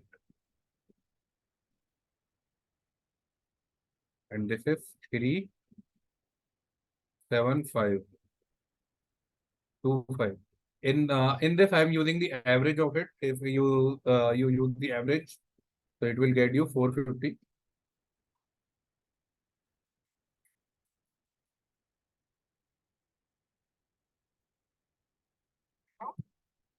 हाँ जी, आ रहा हूँ भी, आ रहा हूँ 5-10 मिनट। नहीं अभी नहीं, अभी क्लास ही ले रहा हूँ। नहीं अभी नहीं। ठीक है, ठीक है। तो इसको हम एवरेज प्रॉपर्टीज ले लेते हैं। तो इसमें क्या होता है कि हमें दोबारा थोड़ी बहुत प्रॉपर्टीज कैलकुलेट करनी पड़ जाती है स्ट्रेस निकालने में। तो अगर मैं अज्यूम कर रहा हूँ कि मेरा गर्डर और स्लैब प्रीकास्ट है, वो बाद में आके होगा, तो मैं ऐसे करके निकालूंगा और SIDL और लाइव लोड को अलग ले लेता हूँ। और वरना जब ये मोमेंट होता है कि वहां से लेकर आ रहा है, ये मोमेंट होता है कि मैं डायरेक्टली ये भी वहीं से ले रहा है। अब इसमें होती है एक चीज और, कभी इसका यूज किया है आपने? मैं बताता हूँ। डेटा में जाके एक व्हाट इफ एनालिसिस में होता है गोल सीक। ठीक है, गोल सीक पे क्लिक करेंगे। इस पे नहीं चाहिए मुझे, ये होता है मेरा गोल सीक। इस पे क्लिक करके टू वैल्यू 0 एंड किसको चेंज करना होता है? हाँ, इसको चेंज करना होता है depth of neutral axis. Goal seek 0, this, okay, again I will click 0, this. अब देखोगे 2 न्यूट्रल एक्सेस आ गई। इसमें जो है अलग है विदाउट सल्फेट, और इसमें जो है जब मेरी वो आ जाएगा टॉप विड्थ इंक्लूड हो जाएगी स्लैब के साथ, विड्थ के साथ। तो ये न्यूट्रल एक्सेस आप देख रहे हो काफी ऊपर आ रही है, ये बीच में आ रही है क्योंकि ये आई है सिर्फ, और यहाँ पे जो है मेरा आई नहीं बन रहा है, ये टी बीम बन जा रहा है। तो ये इसी वजह से न्यूट्रल एक्सेस में डिफरेंस आता है कि टी बीम में हमेशा वो स्लैब के पास होती है, यहाँ पे तो मिड ऑफ आई हो जाती है। लेकिन इन दोनों को चेंज ऐसे कराना होता है कि मैं अपने बाकी इसको, इसे एक तरीके से वो कहते हैं गोल सी, वरना आप एक्यूरेट स्ट्रेस नहीं निकाल पाओगे किसी भी उसमें। तो इसको रन कराना था, उसी हिसाब से प्रॉपर्टीज भी चेंज हो जाती है। तो ये सारी प्रॉपर्टीज अपडेट होती है जब गोल सी रन कराएंगे, उसी के हिसाब से फिर हमारी स्ट्रेस निकल कर आती है। अब ये देखो, ये निकाला हुआ है कि मेरी 3.35 आ रही है, लिमिट इतनी है। ये 20 आ रही है, ये लिमिट इतनी है। ये क्या है? Top of slab, top of girder और सीजी ऑफ स्टील। तो 2-3 तरीके से निकाली हुई। एक तो स्लैब के ऊपर कंक्रीट की क्या स्ट्रेस आ रही है, स्लैब के बॉटम में कंक्रीट की क्या स्ट्रेस आ रही है। अब यहाँ देखोगे बॉटम में तो बिल्कुल ही, टॉप ऑफ गर्डर में 20.6 आ रही है, लेकिन लिमिट मेरी 22 है। तो ओके, बिल्कुल नियर टू दी वो चल रहा है मामला कि कट टू कट हम इसमें काम कर रहे हैं। ये हो गया एक क्रैक विड्थ का आ जाता है। फिर आता है क्रैक का। अब आप क्रैक देखोगे तो क्रैक भी क्रैक विड्थ जैसा ही होता है, बस मोमेंट्स का थोड़ा बहुत फर्क होता है। मोमेंट भी यही होते हैं सेम, बस इसमें क्या होता है कि यहाँ पे क्रैक विड्थ में एक एक्स्ट्रा टर्म आ जाती है, उसे कहते हैं थीटा, जो हमारे डिफाइन करती है लॉन्ग टर्म को। अब मैं दिखा दूँ थीटा कहाँ मेंशन होगा, ये होता है ये ईसी को ये चेंज कर देती है, ईसी अपॉन 1 + थीटा। तो ये जो थीटा होता है ये बहुत इंपॉर्टेंट होता है पूरी क्रैकबेट पे। थीटा डिपेंड करता है हमारे कितने लॉन्ग टर्म में हम चेक कर रहे हैं, या हम 10 दिन में चेक कर रहे हैं, हम 15 दिन में चेक कर रहे हैं क्रैकबेट, या हम 1 महीने में कर रहे हैं, या हम 1 साल में कर रहे हैं, या हम 100 साल में कर रहे हैं। तो 100 साल के लिए अप्रोक्स 1.1 के आसपास आता है थीटा। तो यहाँ पे जो अब आप ई की वैल्यू देखोगे तो ये चेंज हो जाती है 1 + 1 के 45, जो कि थीटा यहाँ पे 1.1 इनिशियली अज्यूम करा हुआ है। इसकी वैल्यू भी निकलती है थीटा की फॉर्मूले से एज पर दी कोड, वो भी यूज कर सकते हैं। लेकिन जैसे आप जल्दी जल्दी में काम कर रहे हैं या आपके पास एक्चुअल नहीं है डेटा, कभी कभार ये क्या होता है 1.05 भी आ जाता है, 1.07 भी आता है।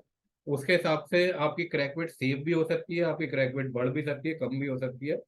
इसलिए थीटा की बहुत इंपॉर्टेंट वैल्यू होती है पूरे इसमें क्रैकवेट की कैलकुलेशन में।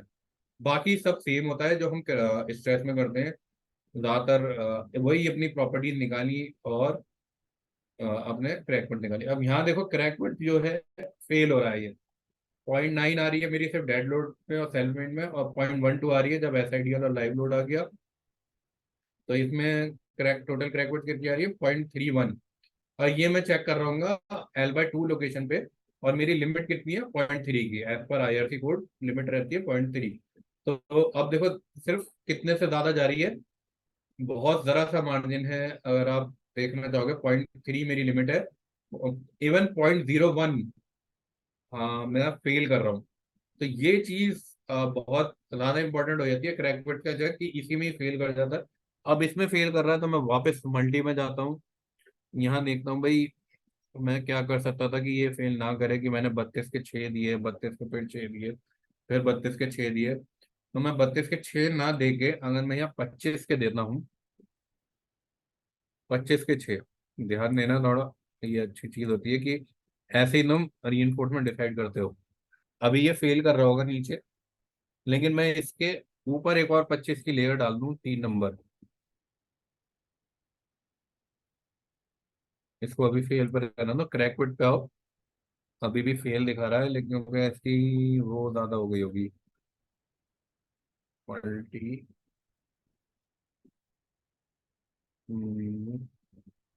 तो मैं एक काम करता हूँ, इसको यहाँ चेंज करके 32 को ही यूज ना करूँ, और यहाँ 20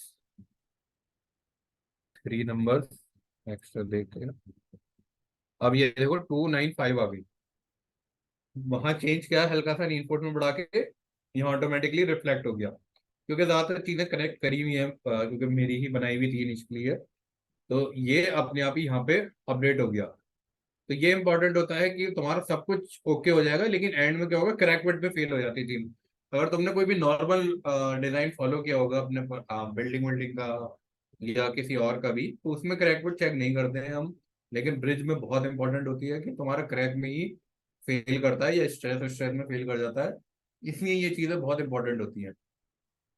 अब इसमें मैं क्या करता हूँ, तुमको ये एक्सेल भी दे देता हूँ एक बार सेव करके, और तुम अपने हिसाब से एक बार रीड कर लो, फिर मुझसे डाउट पूछो, क्योंकि तुम्हें पहली बार में जो मैंने अभी बताया है वो सब बिल्कुल ऊपर ऊपर से चला गया होगा, क्योंकि मुझे भी मालूम है जब मैं सीख रहा था तो मेरे ऊपर से भी गया था। जो भी पहली बार देखता है ये चीजें एकदम ऐसा लगता है पता नहीं क्या हवा के ऊपर से सर ने बाउंसर मार दिया, अब हम कैच कैसे करेंगे। तो कैच करने का सिंपल मेथड ये है, तुम अपना मॉडल जो बना रहे हो वो बनाओ, उसमें से बेंडिंग मोमेंट निकाल के इसमें रखो, और चेक करो कि कितना मार्जिन और क्या आ रहा है, मेरे आसपास रीइंफोर्समेंट आ रहा है नहीं आ रहा, या तुम्हारा कोई डिफरेंस आ रहा है। तो फिर हम उसको डिस्कस करेंगे क्यों गलत आ रहा है और क्या गलती हो रही है, उससे तुम्हारा पूरा डिजाइन सही हो जाएगा हर चीज। और किसी का कुछ डाउट इसमें, तो मैं ये तुम्हें ग्रुप में भेज देता हूँ डायरेक्टली, नो ओके क्योंकि जब तक मैं तो सिर्फ बता दूंगा, अगर आप प्रैक्टिस नहीं कर पाओगे या इसमें सिर्फ वैल्यूज इनपुट करानी है, इसी वजह से पूरी की पूरी यही एक्सेल दे रहा हूँ कि आपको ज्यादा चीजें चेंज नहीं करानी पड़े।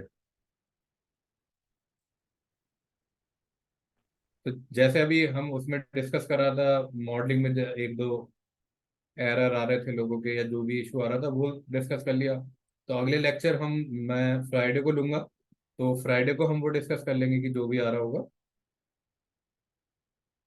आई जस्ट मैंने भेज दी एक्सेल, सब यूज कर सकते हैं और इसके हिसाब से प्रैक्टिस कर सकते हैं। तो जो भी डाउट होंगे, अब जैसे अब हमने मॉडलिंग के 2-3 डाउट जो राज के थे और अविनाश के थे तो वो डिस्कस कर लिए।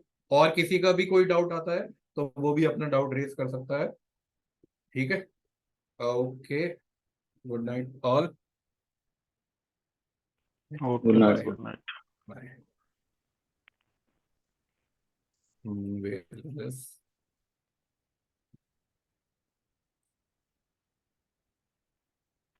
Yeah.